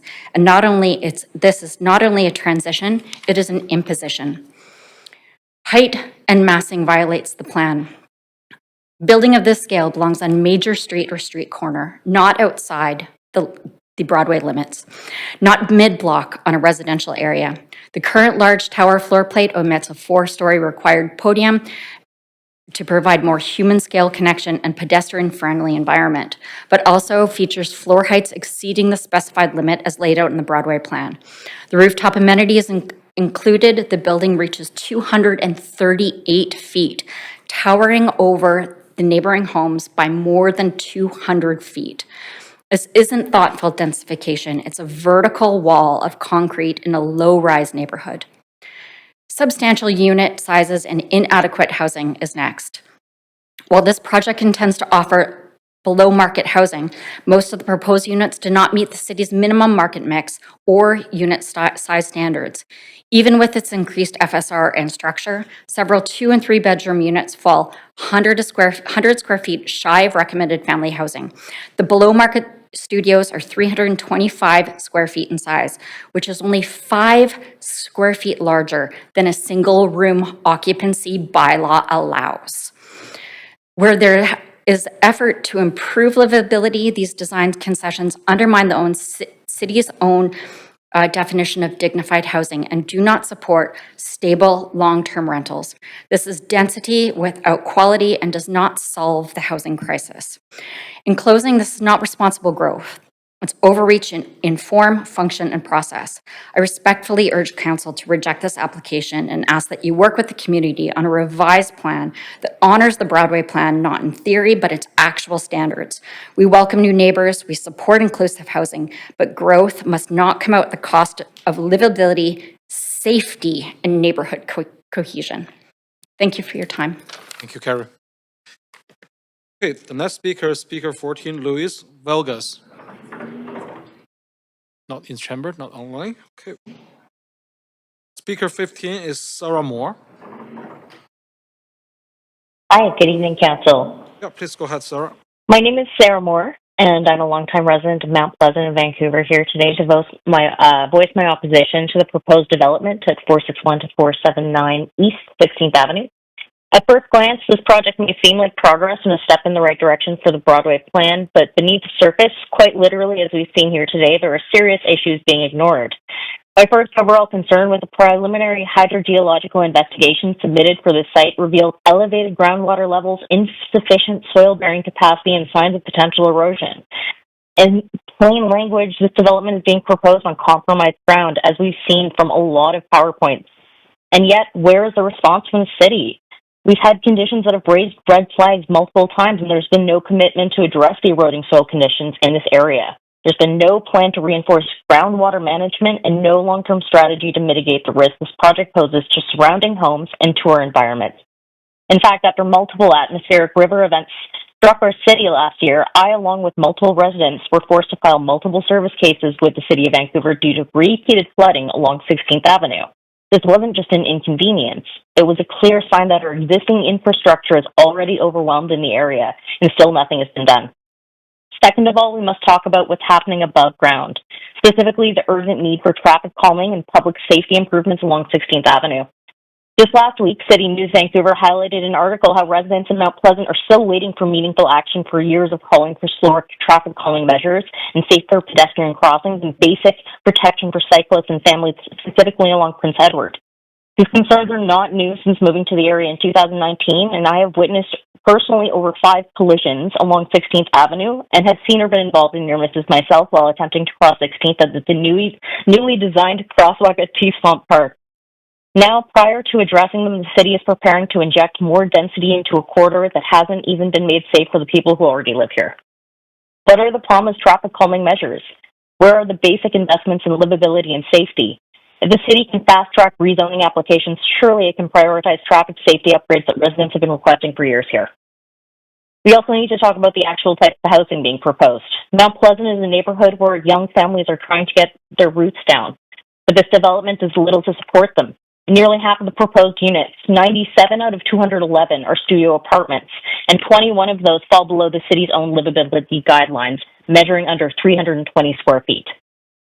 Meanwhile, family housing, the kind that could actually support long-term community here, has been treated as an afterthought.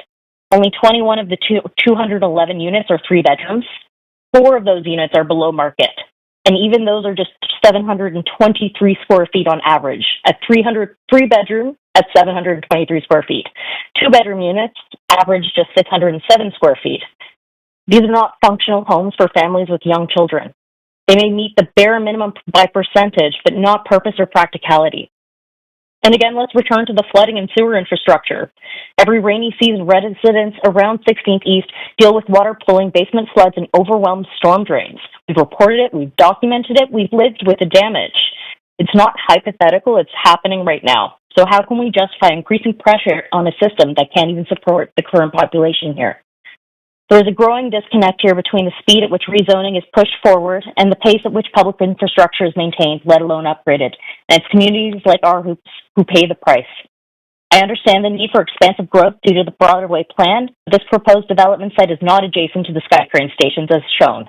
Immediately across the street, in fact, is outside the Broadway plan and are all single homes. Let me be clear, I'm not opposed to thoughtful, sustainable development. I'm opposed to irresponsible, high-impact development that proceeds in the absence of due diligence, development that ignores environmental science and safety.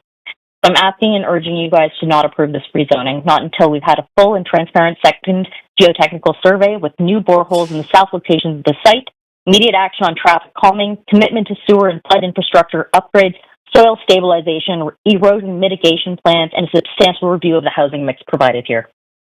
This isn't just about one development, it's about setting a precedent that the City of Vancouver values safety, sustainability, and true public engagement. The residents' voices here matter, not just during rezoning applications, but in the day-to-day work that's keeping our neighborhood safe and livable. Thank you for your time. Thank you. Speaker 16 is Pia Montes. Hello.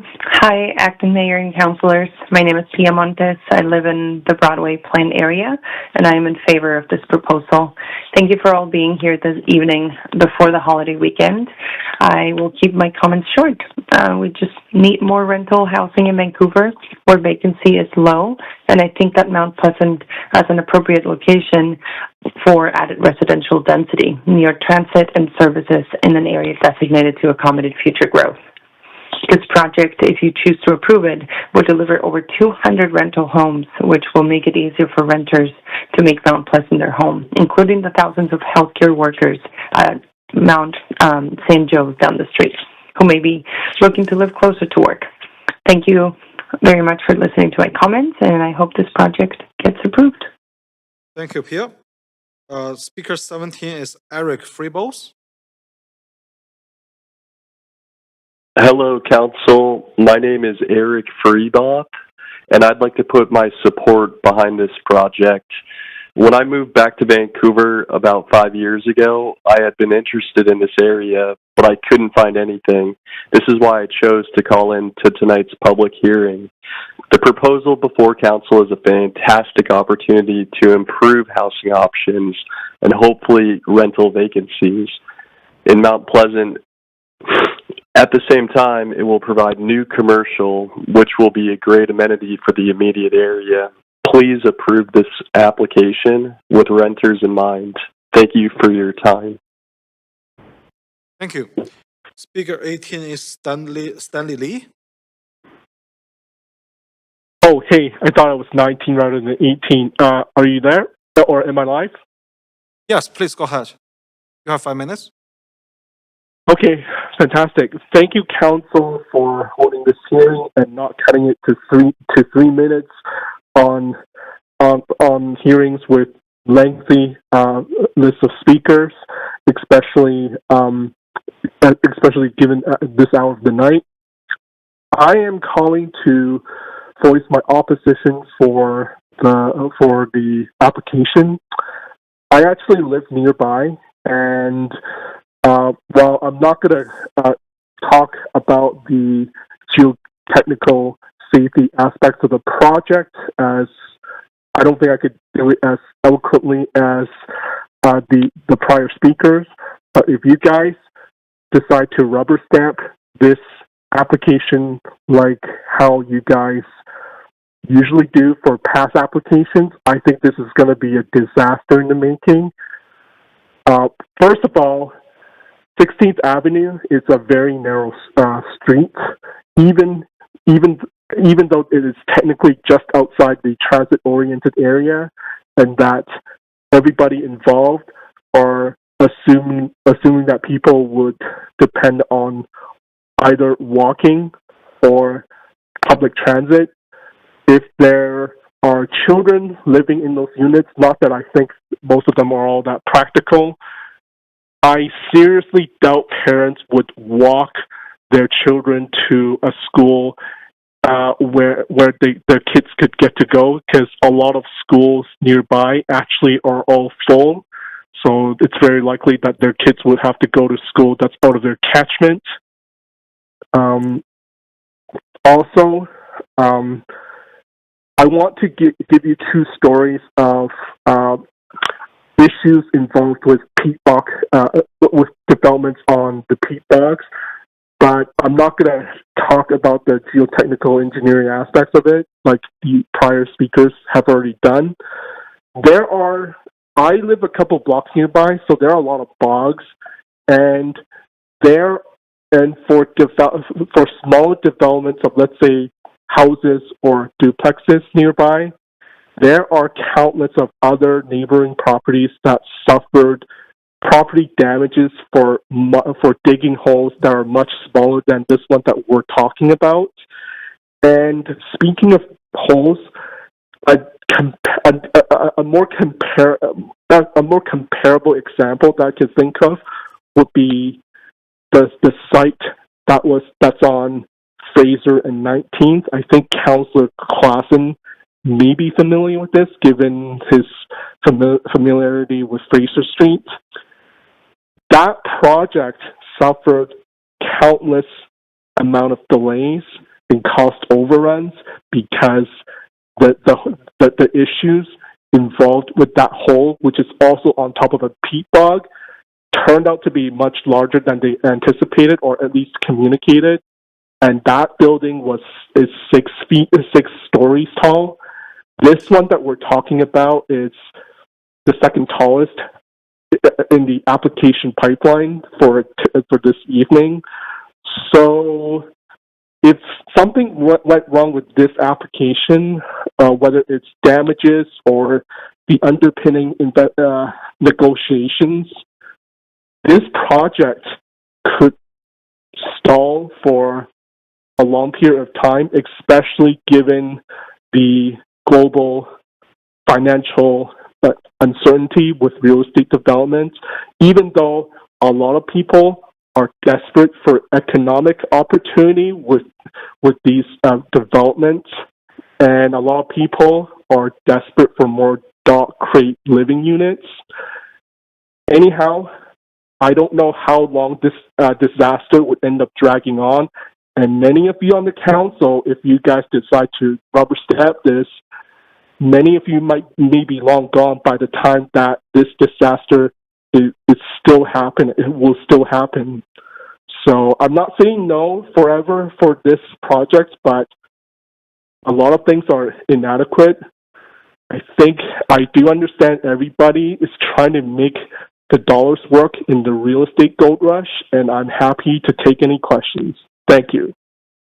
Thank you. Speaker 19 is James Kissel.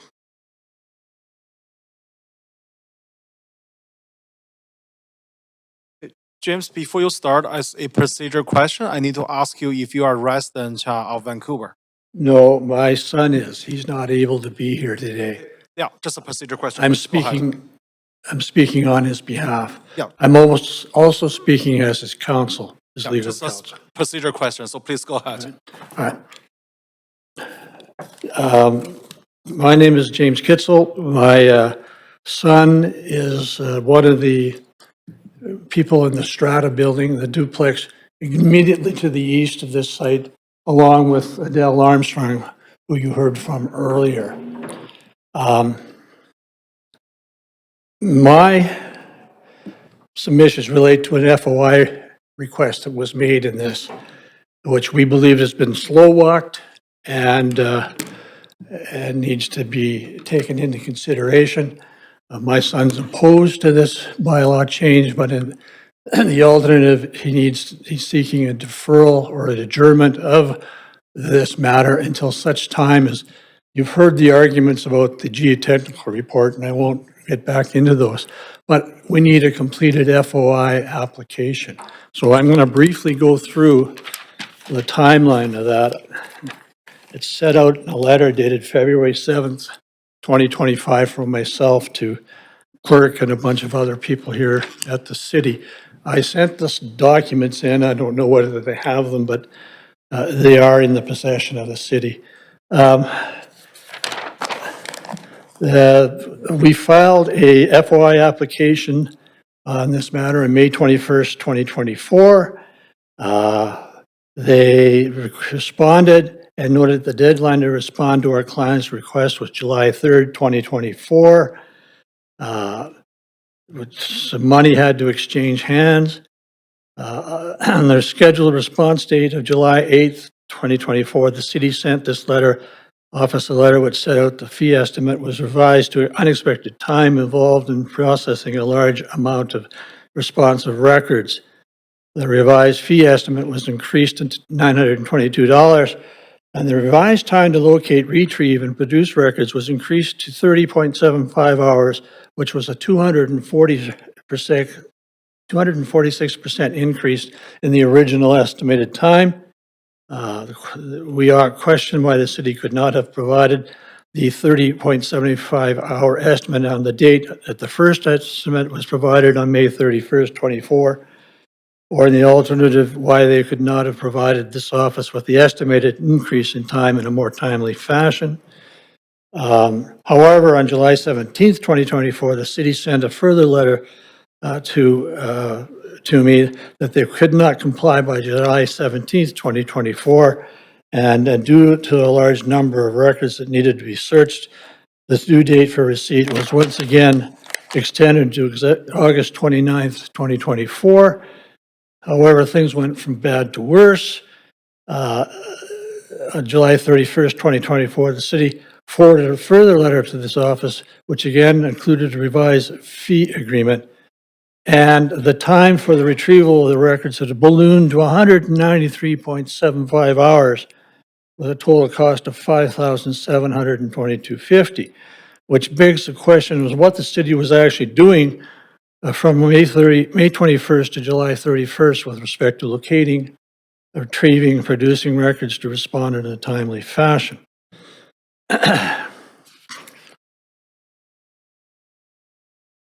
Now, in the letter in September 13, 2024, they asked for a further 3-month extension with a due date to become January 28th of 2025.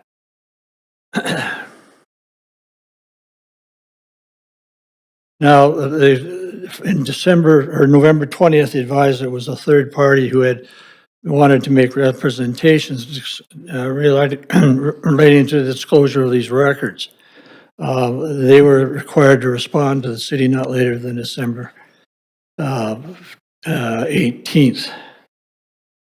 December 24th, 2024, the city sent further correspondence to me, which indicated that the FOI officer had decided to provide this office with redacted records, but the third party had 20 business days to review. As it turned out, this matter, the city had in their possession the redacted records in late January of 2025. When I phoned the FOI office and I spoke to either Kevin Turlings or Kobe and asked if I could have a copy of the redacted documents, said, no, we can't do that. I said, well, could you tell me who the third party is? No, I can't do that. So. Sorry, James, you are at time. 5 minutes, sorry? You are at time right now, so it's 25 seconds over. All right, well, okay. Thank you so much.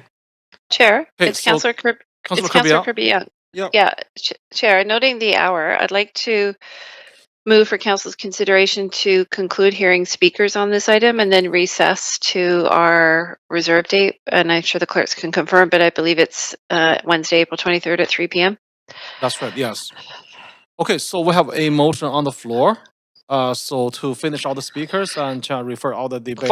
And just on this item specifically, and then the rest of refer debate decision on this item and the remaining items, just to be clear on the motion. Yeah, thanks everyone. Second by Councillor Dominado. All those in favor say yay.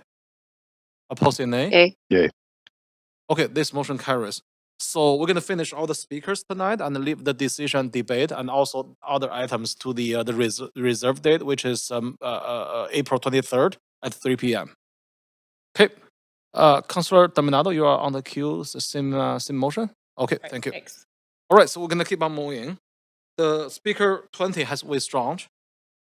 Speaker 21 is Cameron Fleming. Hello. Yeah, please go ahead, Cameron. Hi.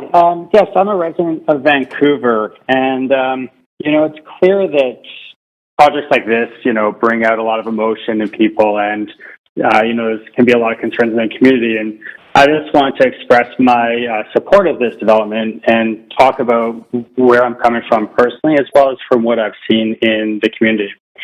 So I recently got engaged about 2 weeks ago, and this is the type of development that I would really look to raise a family. It's a very nice neighborhood. Mount Pleasant has a lot of amenities there, and this project actually carries a lot of the amenities that we'd be looking for. I also operate a company in Vancouver. I have offices in North End and Richmond, and I personally struggle with the affordability in Vancouver. I know it's kind of a nasty word to say, we need more density and we need more supply. But the reason is, the fact is that this is actually how I can actually have more people to be able to work in our offices here. So I actually struggle to retain staff because it is very expensive in Vancouver.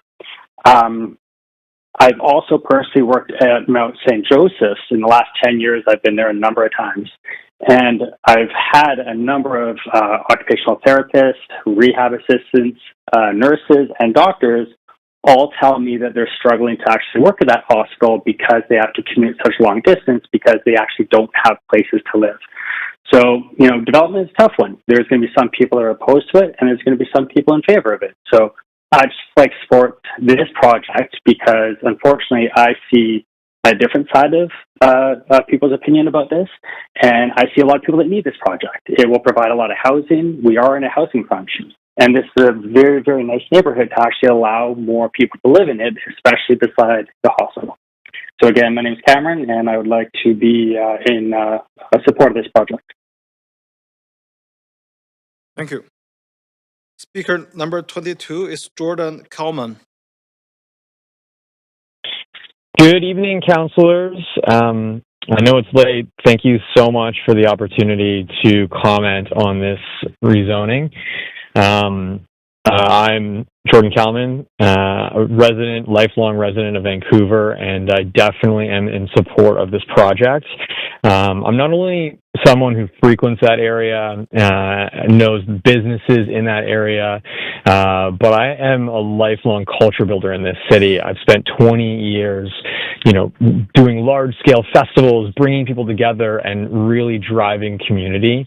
And I know how difficult it is to do that here in this city. We have a difficult place to build community in, and we need, as a collective, to be supporting builders like Fabric Living and this building specifically with the amenities, both for the residents and the community that is going to exist as part of this building. Lots of shared space, lots of communal space, a little planned bodega, which I think is amazing. I think this design also fits perfectly within that growing, very culturally important neighborhood. And I think that the builders in Fabric Living, the architect's plan for this space is something that can really advance community in this city. And I'm a big believer in those who are advancing the built environment, because this city is very challenged in that way for community builders of all shapes and sizes. And I really urge City Council to look at this in a favorable light. It's something that's desperately needed in all buildings that are new here to Vancouver. So thank you so much. Again, my name is Jordan Kalman, in support of the project. Thank you so much for your time tonight. Thank you. Speaker number 23 is Dino Chant. Dino?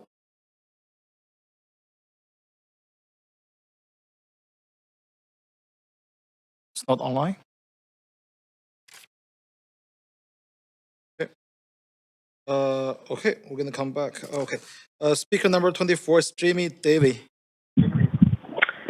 Hi, good evening, Mayor and Council. Thanks for giving me the chance to speak tonight. My name is Jamie Davey. I'm a resident of Vancouver, and I'm actually a neighbor to this project, and I'm going to be speaking in support. Professionally, I'm a registered massage therapist, and I own my own clinic in the city. For many years, I myself was a renter, and as a small business owner, I completely understand the challenges that people face regarding finding affordable housing. These challenges still affect me, as most of my staff are young and struggle to find adequate housing. Beg your pardon. I also have 2 daughters who will eventually face these challenges themselves. It would be unfortunate if our city is still having the same problems. I think approving projects like this is definitely a step in the right direction. While I myself am lucky enough to be house secure, I think about future families who are going to live in this building. It's so close to all the parks, schools, other amenities that are within walking distance, and it's a great area for kids to grow up. My kids play at the playground just around the corner from this proposed project. As a small business owner, I'm looking forward to adding to our local population. The people who will eventually occupy this building will help support my small business and other businesses nearby. It is such a walkable neighborhood. The new station coming in will only encourage more car-free living, the bike lanes, etc. Specifically with this building, I'm excited to see what the bodega is actually going to look like. Having small-scale local retail off busy roads that's safe for kids and families, I think completely enhances the charm and character of the neighborhood. I'm looking forward to seeing what comes to fruition. Thanks for the opportunity to share my support. I hope to hear that it gets approved quickly. Thank you.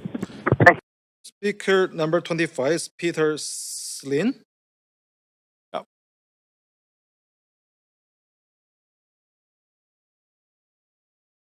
Yeah, it's let me see.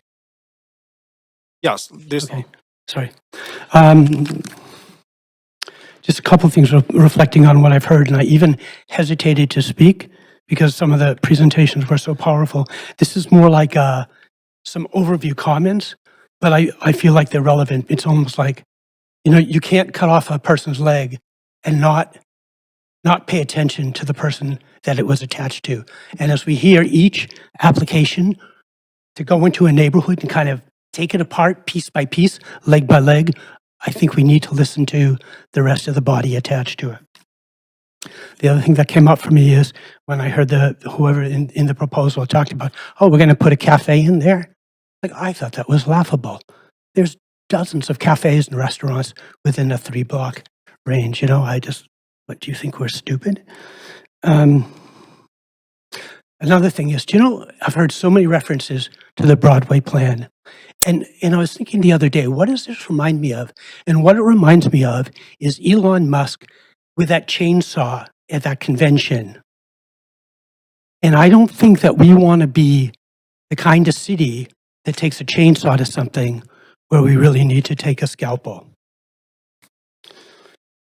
So specifically, we don't need to do this. There's so many areas in Vancouver, right near there, that we can build lots of housing. Those 2 towers on the hospital property, there's room for more. But I'm going to tell you about one, and it replies more to 121 to 127, West 11th, which is where I'm also scheduled to speak. So if you look at the area, Broadway to 2nd and Quebec to Yukon, that's about 35 blocks, and I've worked on these figures. Now let's say we take 25 of those blocks because a number of them have already been developed. And if each of those blocks on each side could take 2 to 3 buildings, let's say that that's 5 buildings. Now, if that area was rezoned to 20 stories, and we kept the first 6 stories for the light industry, which is so important, that gives us 14 stories per building in that area.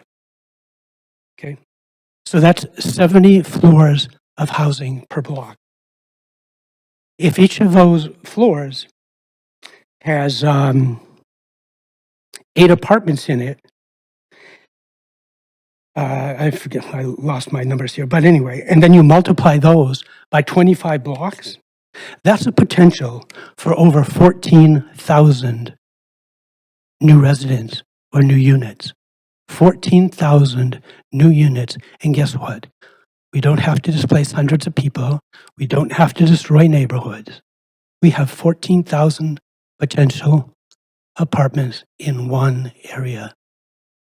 So maybe we need to think the Broadway plan or the planning, but certainly we need to rethink this and some of the other things that have come up tonight. Thanks. Thank you.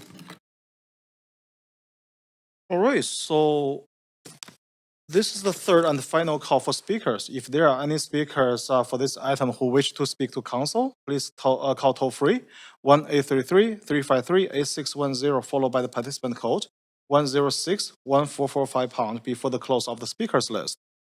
The phone number will be posted on X and made available on the live streams. If there are any additional speakers in the council chamber, please come forward to the podium. Okay, we will now take 5 minutes break, 5 minutes recess for any additional speakers to call in or come to the podium. We will be back at 10:09.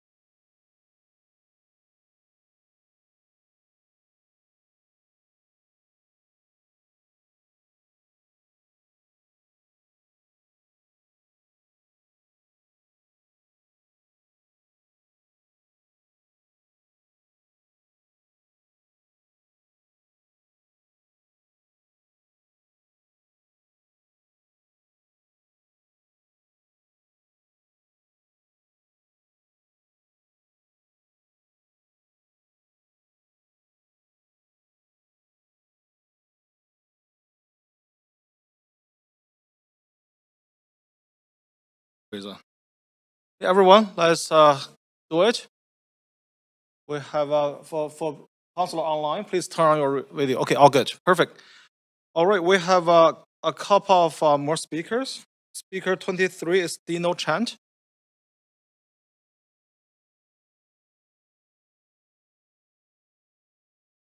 Dino online.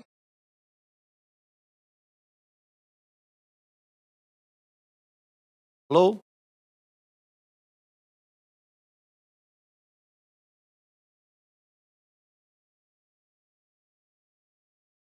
Speaker 23.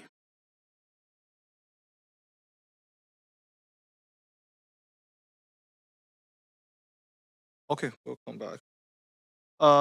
We have new speakers, Fivan. So, not sure if I got the name right. Fivan.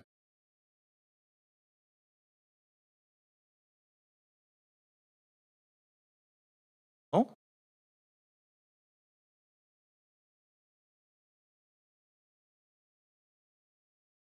Okay, so number 23, Dino Chant.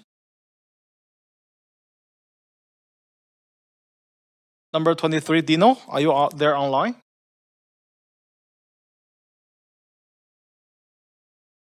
Okay, how about the new speaker, Fivan? I'm here. Hello? Oh, you are number 23, Dino? Yes. Yes. Hi. Please go ahead. Yeah. Okay. Well, my name is Dino Chan, and I'm calling in to support the proposal being considered tonight. I have lived in the area since 1975, and in early 2000, I purchased a property 480 East 16th directly across from the proposed development. While growing up in the neighborhood, I've seen a growth in a positive way. It's now a safe, vibrant, diverse area with great housing, businesses, and some of the best restaurants in the city. I do support Council's vision for Vancouver's future, and I believe we need to keep building housing, especially in a well-located area like this one, close to jobs and amenities. With the hospital nearby, the building could house doctors, nurses, and staff, an added benefit during emergencies. This project will add 200 secured rental homes, which is badly needed. Some that live in the older building walk-ups will move into the new apartments. This will free up the older units and help renters at all levels of affordability. This is a win-win for everyone, and I encourage Council to approve this project. Thank you. Thank you. All right, speaker number 3 is Sophie Breen. Yeah, I'm here. Yeah, Sophie, as a procedure question, can I ask you if you are residents of Vancouver or not? Yeah, I am. Okay, so please go ahead. My name is Sophie Breen. I live in Vancouver, and I'm here to voice my support for Fabric Living's project in Mount Pleasant. I'm keen to support this new rental housing project, as I know from experience that finding stable, quality, long-term rental housing in Vancouver almost feels impossible. I used to live in this neighbourhood on East 13th and had to relocate because it was a secondary rental. And the fact that this project is entirely rental and includes 20% below market homes makes it a much needed opportunity and will allow so many to call this a fantastic neighbourhood home.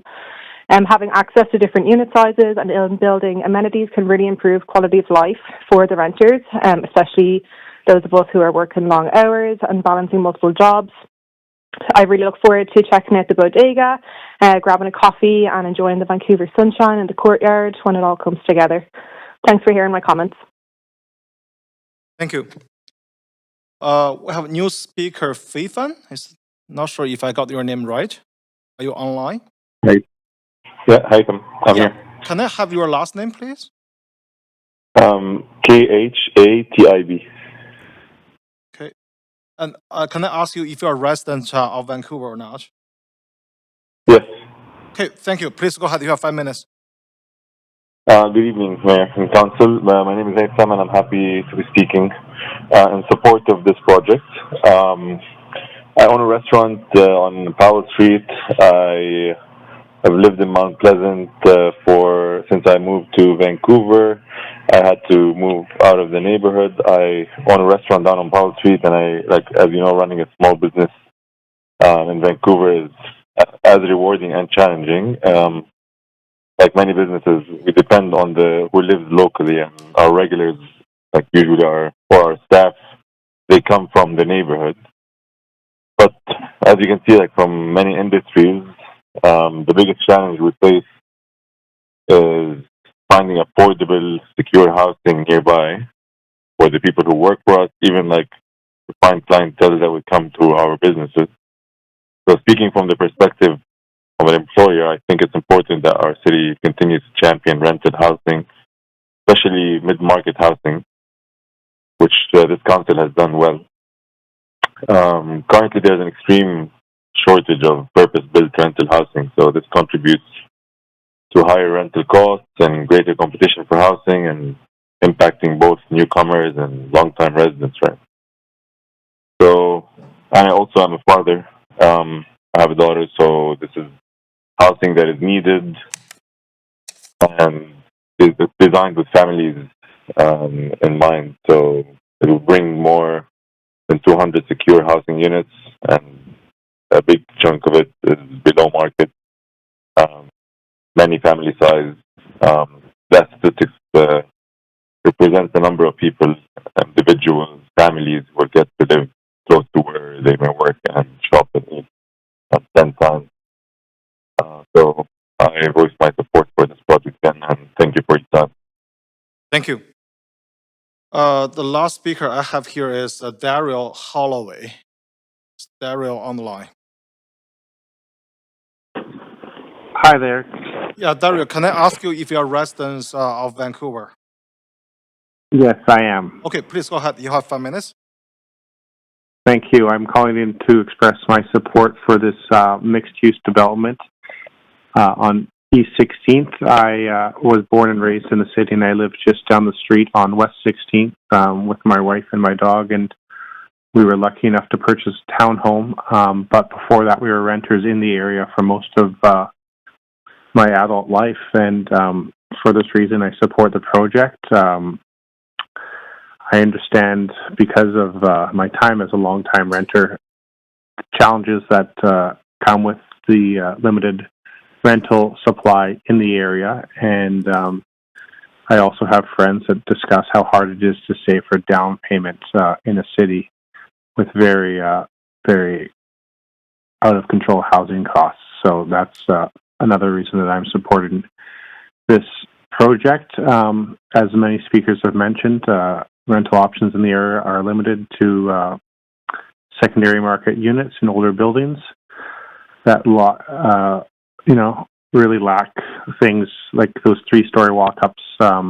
So as a dog owner and as someone in the neighborhood, I think that having the commercial space attached with that plaza was mentioned prior, as well as, a dog run and a pet wash would really, really benefit not only the residents, but also the local community. And I really think this project offers a great mix of housing for young couples and families and other people that want to work and live in the neighborhood.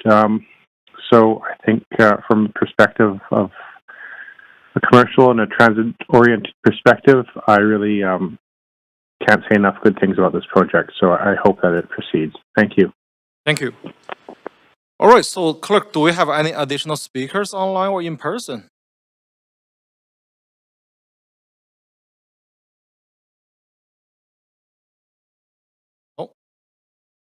Oh. Yeah, no, not public speaker. Yeah, okay. All right, so seeing no further speakers, the speakers list is now closed. Seeing there are few public comments received after 5 p.m., I'm now closing the receipt of public comments as well. All right, so just the decision we have made on the floor. This meeting is recessed until Wednesday, April the 23rd, 2025 at 3 p.m. in person or in the council chamber and electronically. To continue on the closing comments for the applicant and the staff, question for staff, debate and decision on item 4.